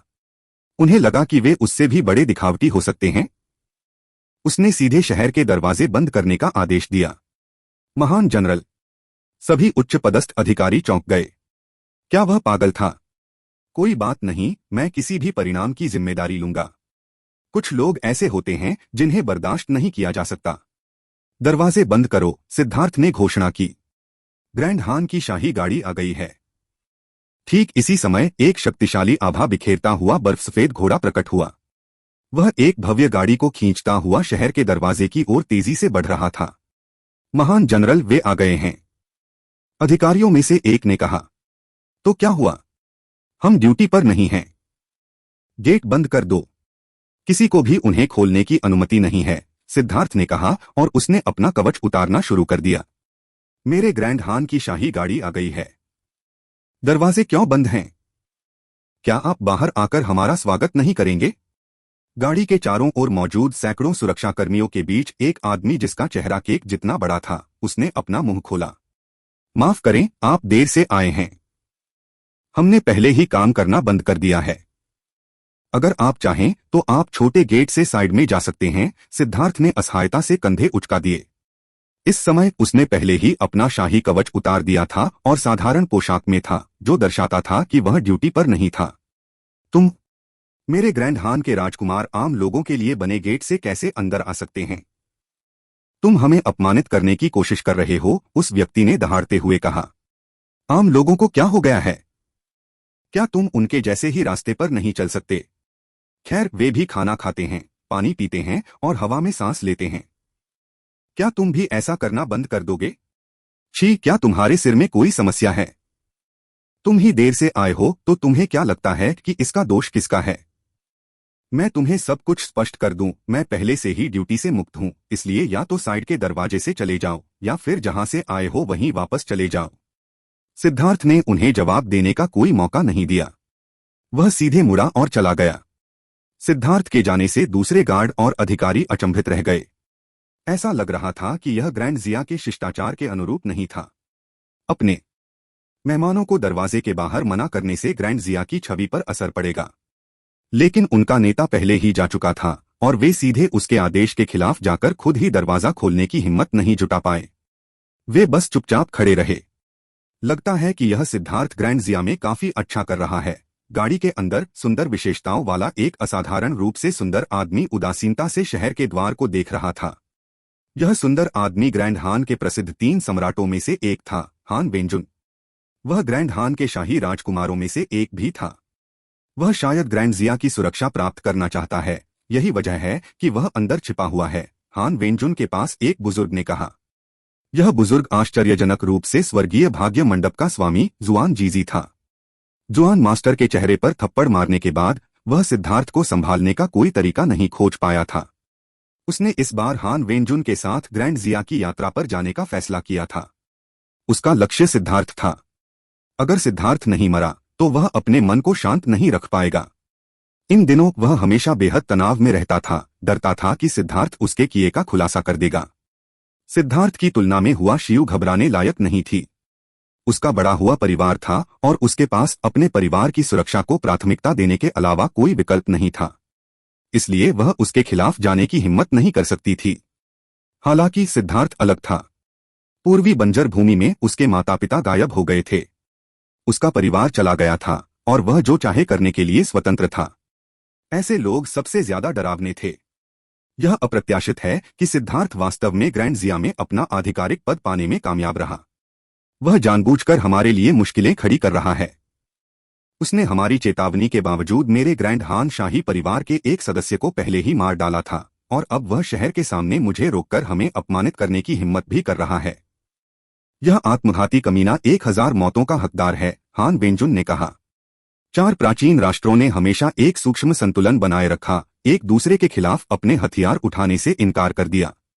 यहाँ छिपना वास्तव में एक उत्कृष्ट निर्णय था।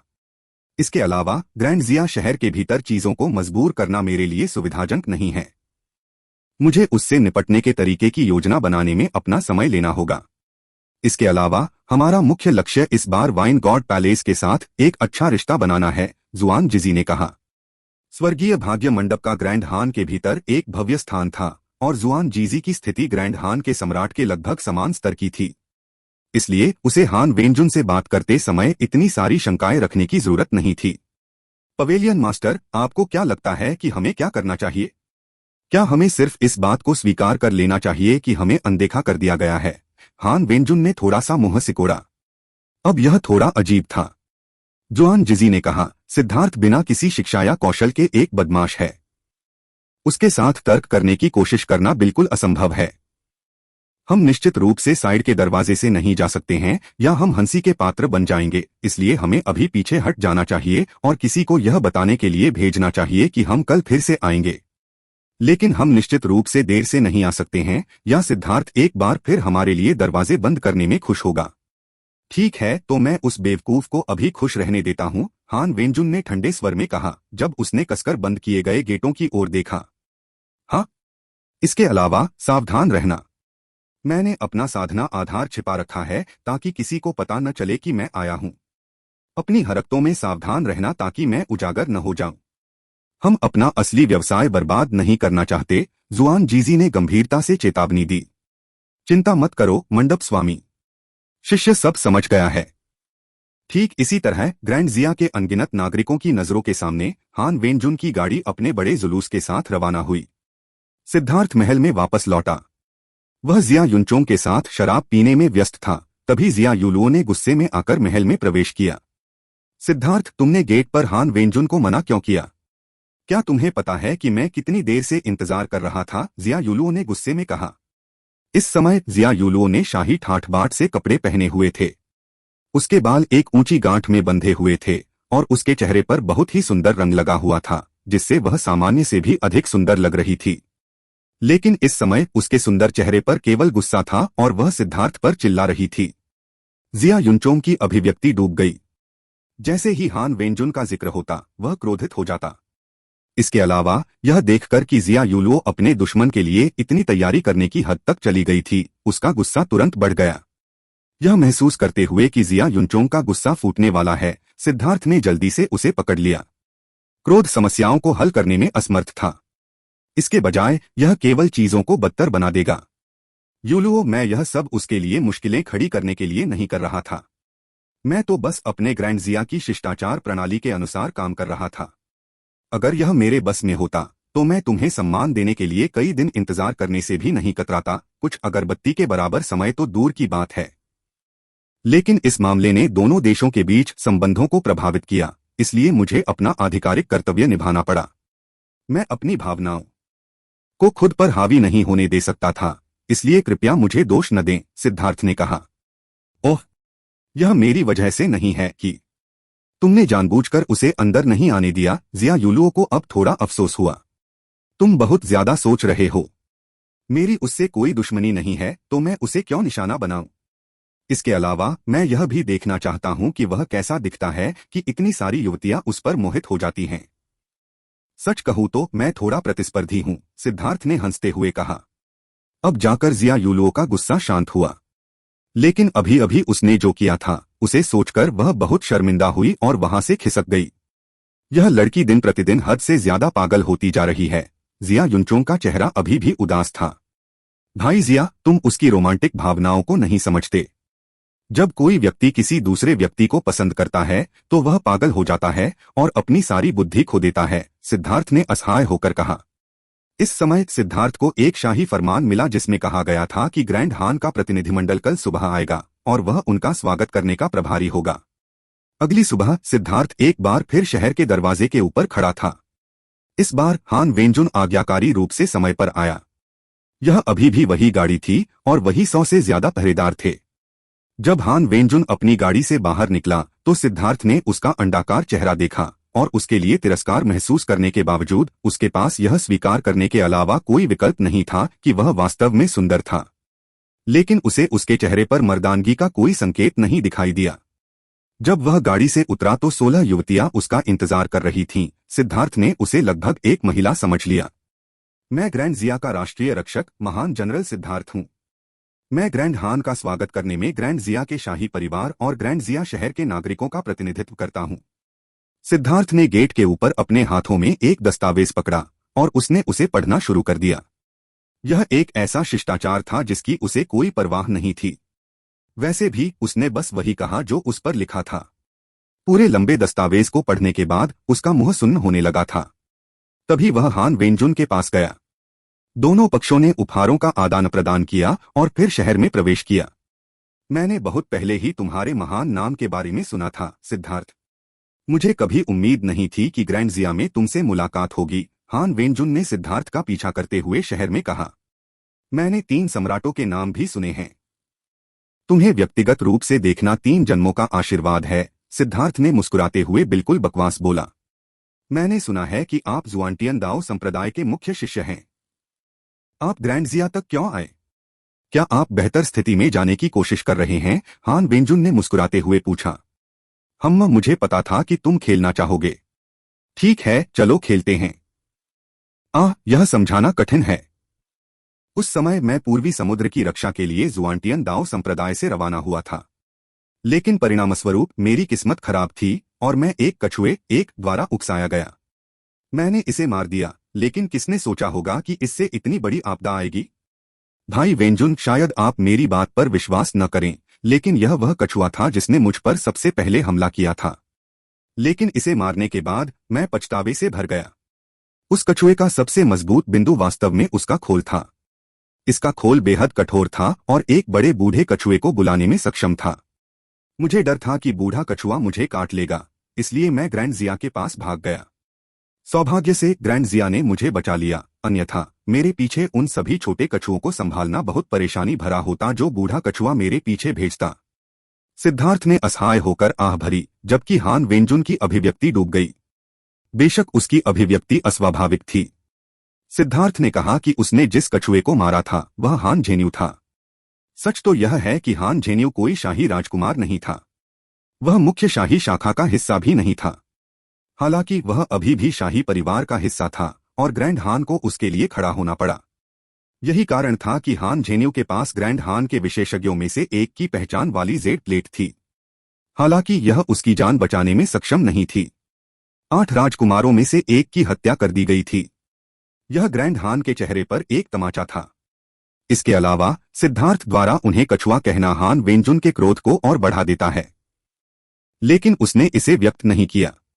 इसके बजाय उसने उदासीनता से कहा, मैंने बहुत पहले ही आपके ग्रैंड नाम के बारे में सुना है, लेकिन ऐसा लगता है कि आपके असभ्य शब्द और कार्य आपके पद के अनुरूप नहीं हैं।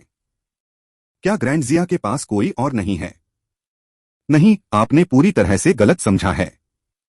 इस पद के लिए मुझसे ज्यादा उपयुक्त कोई नहीं है। कोई और यह काम नहीं करना चाहता था, इसलिए उन्होंने मुझे भेजा। देखिए, मैंने विशेष कवच पहना हुआ है, इसलिए मुझे किसी के पेशाब या गंदगी से डर नहीं लगता। सिद्धार्थ ने अपने कवच को थपथपाया। हान वेंजुन ने 2 बार सिद्धार्थ पर वार करने की कोशिश की थी, लेकिन उसे सिर्फ चेहरे पर थप्पड़ ही मिले। हालांकि उसने इसे बहुत अच्छे से दबा दिया था, लेकिन उसका हावभाव इतना अच्छा नहीं था। वह मूल रूप से सिद्धार्थ को क्रोधित करना चाहता था ताकि वह उसे क्रोधित होते हुए देख सके। वह इस काम में माहिर था। यही कारण था कि ग्रैंड जिया में कई लोग उसे देखते ही अविश्वसनीय रूप से क्रोधित हो जाते थे और उसके साथ कुछ भी करने में असमर्थ होते थे। उन लोगों में से एक जिया युनचोंग था। हालांकि हान वेंजुन ने गलत व्यक्ति को निशाना बनाने का विकल्प चुना था।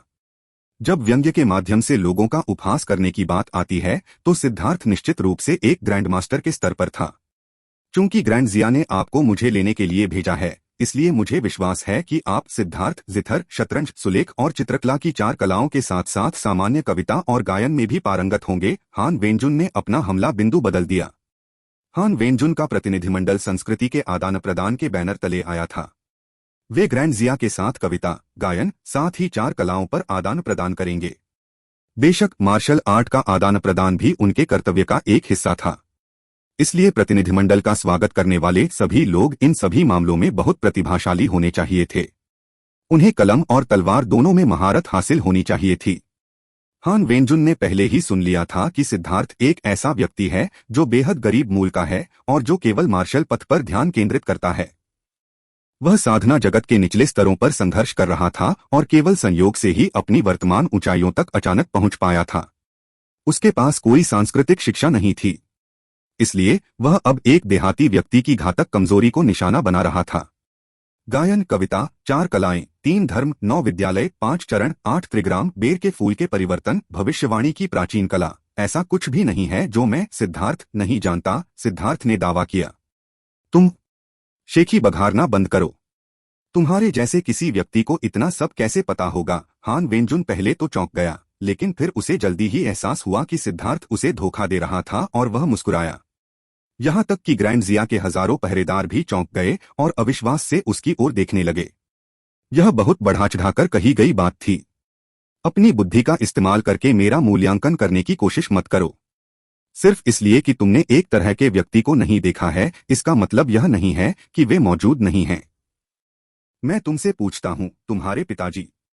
किसी भी गलतफहमी से बचने के लिए बोलचाल की भाषा में बोल रहा हूं। तुम्हारे पिताजी शतरंज खेलने में माहिर हैं, है न? सिद्धार्थ ने पूछा। सही है। मेरे शाही पिता को शतरंज में शायद ही कोई योग्य प्रतिद्वंद्वी मिले। हान वेंजुन ने शेखी बघारी। स्वाभाविक रूप से एक पीढ़ी के सम्राट को अनगिनत कलाओं में कुशल होना पड़ता था ताकि वे उन्हें अपने लोगों तक पहुंचा सकें। हान वेंजुन के पिता वर्तमान ग्रैंड हान सम्राट थे और वे वास्तव में प्रतिभाशाली थे। शायद तुम्हें मेरी बात पर यकीन न हो, लेकिन मैं तुम्हारे पिता से बहुत पहले मिला था। मुझे सच में कहना है कि तुम्हारे पिता वाकई प्रतिभाशाली हैं। हालांकि तुम्हारे पिता बूढ़े ली थोड़े ज्यादा जिद्दी हैं, सिद्धार्थ ने कहा। रुको, तुम क्या बात कर रहे हो? मेरा उपनाम हान है और मेरे पिता ग्रैंड हान के सम्राट हैं।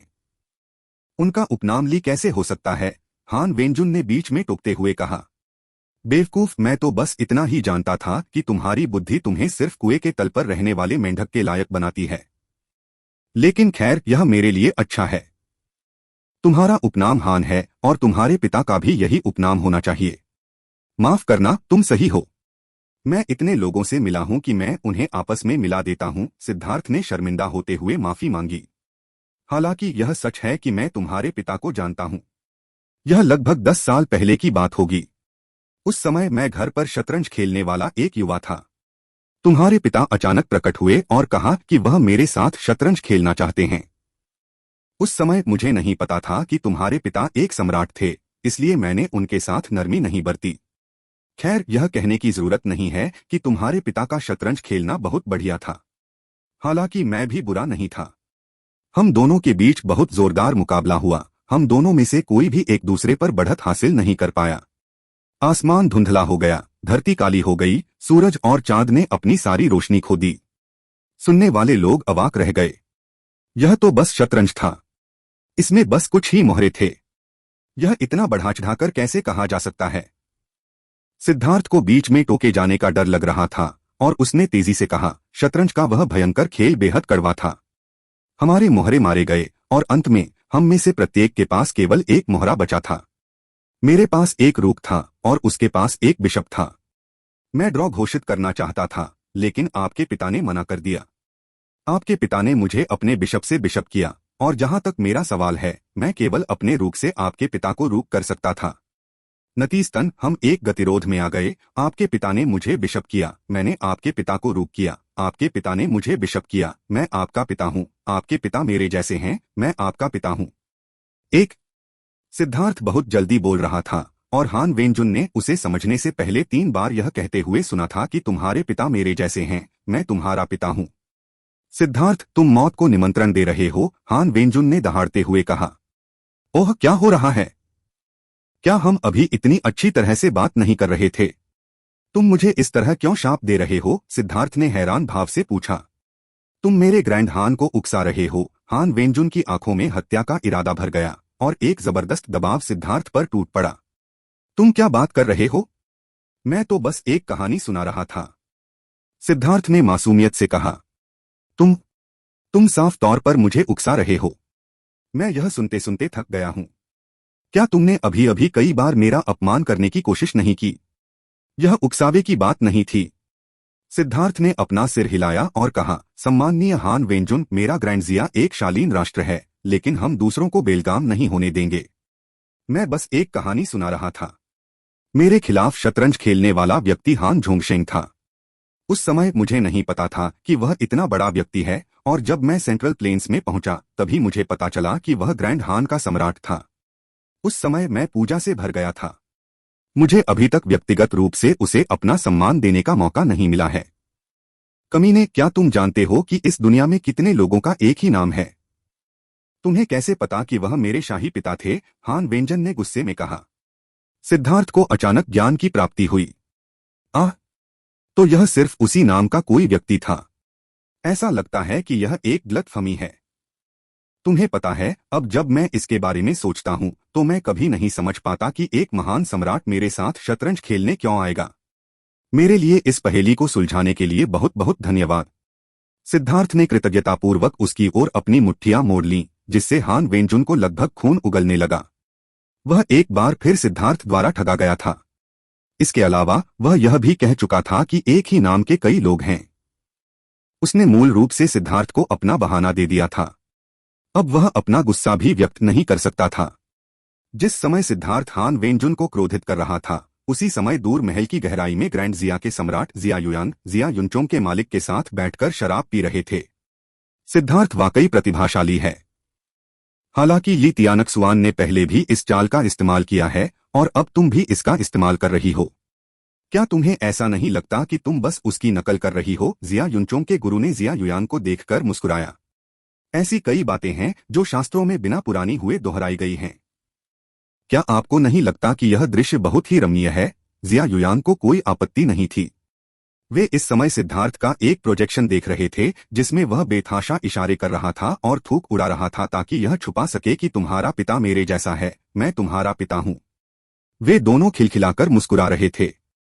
वे बहुत ऊंचे और अलग-थलग अस्तित्व वाले थे और यह पहली बार था जब उन्होंने इस तरह का शब्द खेल देखा था जिसका आम लोग अक्सर इस्तेमाल करते थे। हान वेंजुन ने आखिरकार अपना सबक सीख लिया था। उसने अपने गुस्से को दबा लिया और ऐसा व्यवहार करने लगा जैसे वह सड़क पर चलते हुए नजारे का आनंद ले रहा हो। वह अब सिद्धार्थ से बात नहीं करता ताकि वह नाराज न हो जाए। उसने पाया कि उसके 10 लोग भी सिद्धार्थ की भाषा से मेल नहीं खा सकते। सिद्धार्थ उससे 1000 गुना ज्यादा चालें जानता था। थोड़ी सी भी लापरवाही उसे जाल में फंसा सकती थी। हालांकि वह अभी भी थोड़ा अनिच्छुक था और उसने चुपके से अपने बगल में बैठी एक महिला को इशारा किया। हम इतना असभ्य, क्या तुम एक आदमी भी हो? ग्रैंड जिया के पुरुष इस स्थिति में कब गिर गए? कोई आश्चर्य नहीं कि ग्रैंड जिया की सभी महिलाएं मेरे ग्रैंड हान से शादी करना पसंद करती हैं। महिला ने बोलते हुए सिद्धार्थ की ओर देखा। तुमने सचमुच एक औरत भेजी है? ग्रैंड हान के आदमी सच में बदमाश हैं। माफ करना सुंदर मिस, मुझे आपने जो कुछ कहा है उसके बारे में कुछ बातें सही करनी हैं। सबसे पहले, मैं ग्रैंड जिया का सदस्य नहीं हूं। मुझे बस आखिरी समय में इस पद को भरने के लिए कहा गया था। इसलिए आपने जो कहा उसका कोई मतलब नहीं है। दूसरा, आपको किसी पुरुष से ऐसी बात नहीं कहनी चाहिए। क्या होगा अगर वे कहें, अगर आपको विश्वास नहीं है कि मैं एक पुरुष हूं तो आप क्यों नहीं आकर कोशिश करते? ऐसी बात का आप क्या जवाब देंगे? सिद्धार्थ ने असहाय होकर कंधे उचका दिए। हालांकि उसने यह बात अप्रत्यक्ष रूप से और चतुराई से कही, लेकिन यह बहुत सूक्ष्म नहीं थी। महिला तुरंत लाल हो गई।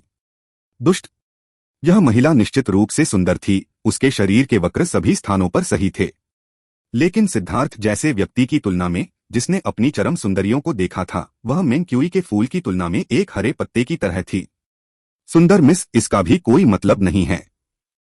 आप ही हैं जिन्होंने मेरे पुरुष उपकरणों और प्रजनन क्षमताओं पर सवाल उठाया है, जबकि मैं बस जवाब दे रहा हूं।